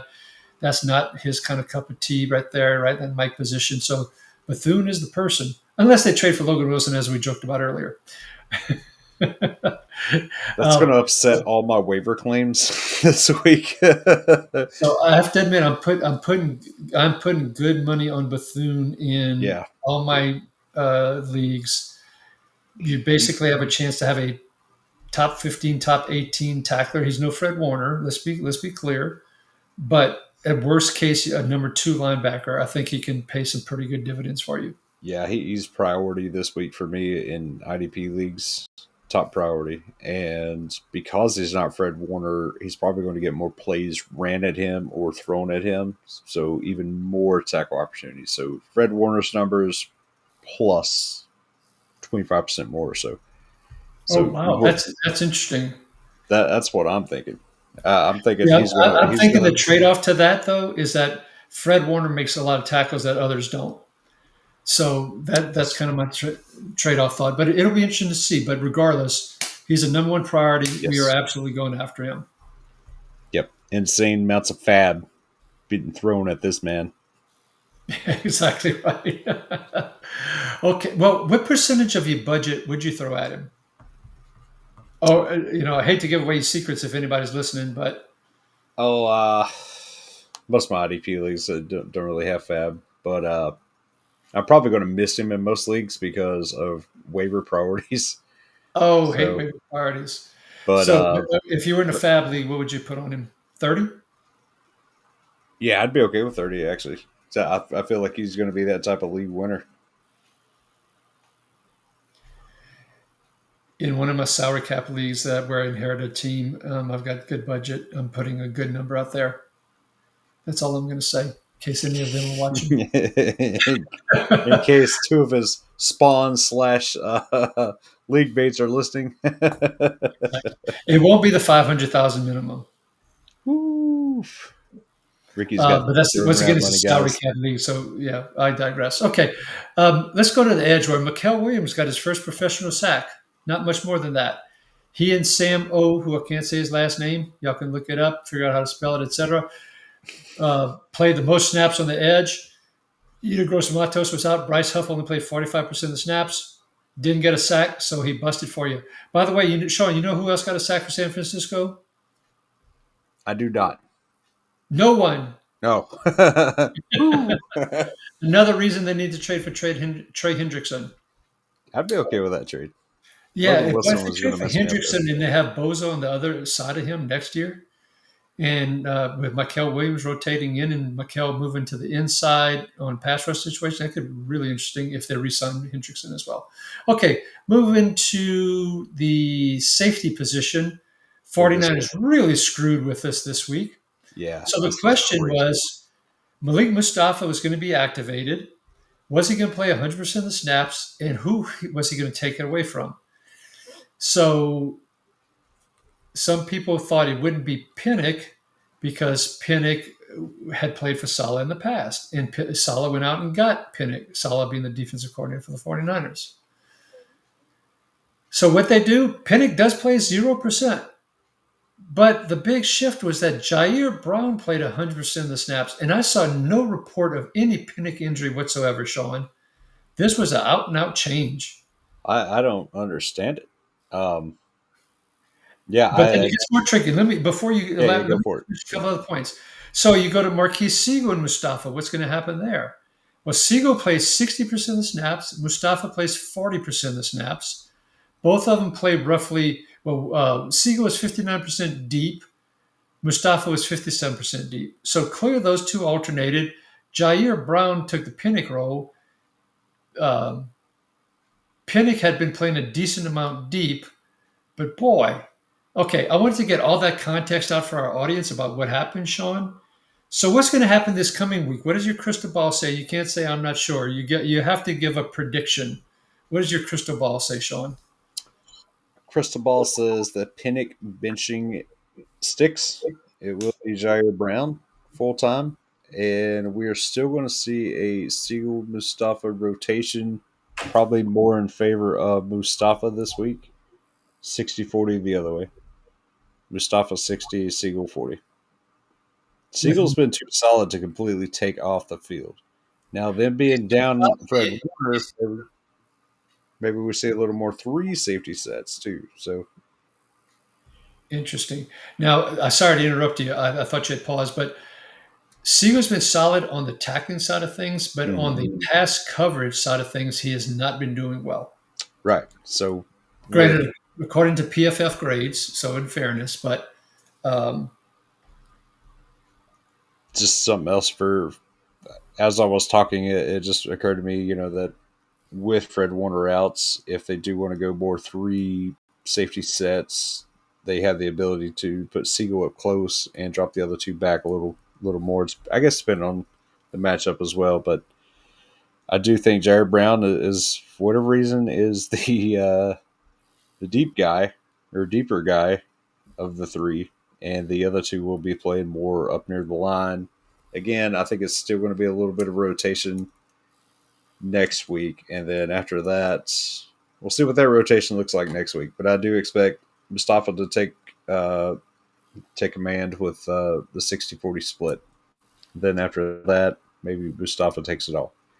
with the net for people's lineups, are you that confident to tell him to play Jair Brown next week? Because if Oh we think God, no! I said he's going to get the snaps. I don't say you're going to play him because Penny got all the snaps, and I wasn't playing him either. No, Brown. I'm not playing Brown. yeah, I'll even though play he was tied for second in team with tackles with 5 next to Bethune's 10. 5. I can get that with Minka Fitzpatrick. I don't need Jared Brown for that. Um, the only other thing I'll mention is Dee Winters, his tackle production. Now, once again, they only played 53 snaps, but he only had 4 tackles. He's been hurting he's in the tackle yeah. side of things the last What couple of weeks. he's been banged up the last couple of weeks too during games. He's had to I want to say an ankle Well, he injury played the last. 100% this week, though. Yeah, but he's banged up while playing is what I'm saying. So I think that's affecting him. I think last week is when he hurt his ankle or something. Maybe came out for a play or something, but I know he's been taking more shots and he's having to come out every now and then and get looked at. So I think he's more injured than the team's letting on, and I think that's part of his production drop off. So All right. sticking up for my guy. All right. And I have him in one league where I'd like him to be doing well also. So I'm right there with you. Come on, D. Suck it up. Yeah, Okay. walk it off. Yeah. As we move on to Seattle, just a reminder about our start sit show this coming Sunday morning in almost every Sunday morning, except when I'm becoming a grandfather. So this Sunday morning, 11 a.m. Eastern, 10 o'clock Central, join Shawn and I for get your start sit questions answered. And there's going to be a lot of moving parts this coming week as injuries continue to pile up.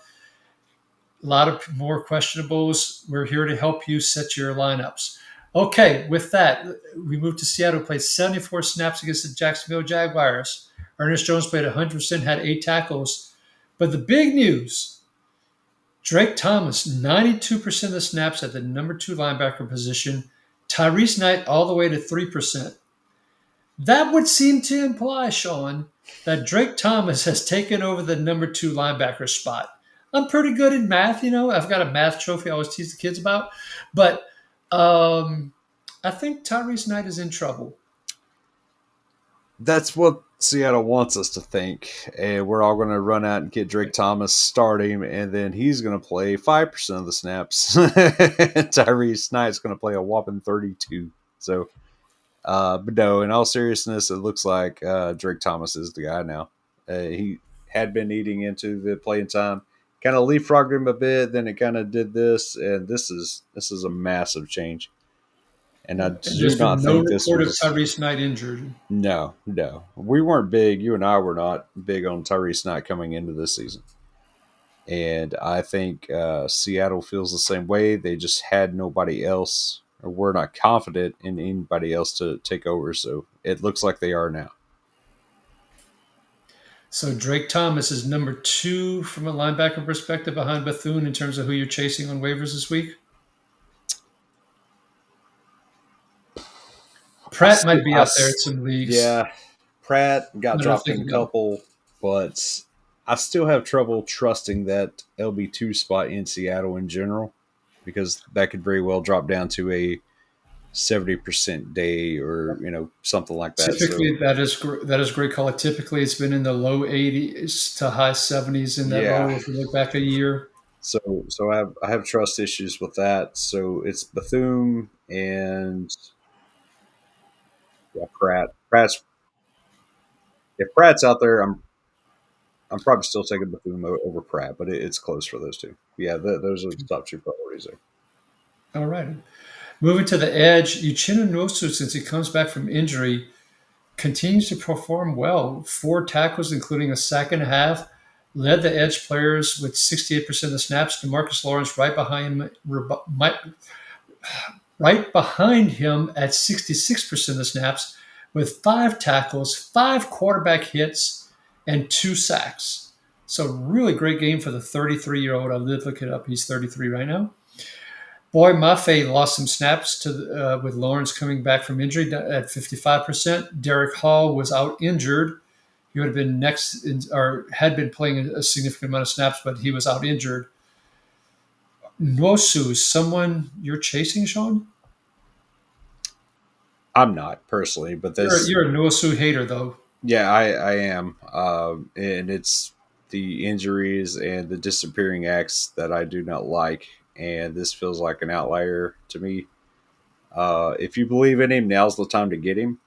Because of the Derek Hall injury, he's getting. I think that's why we're seeing the increased playing time here.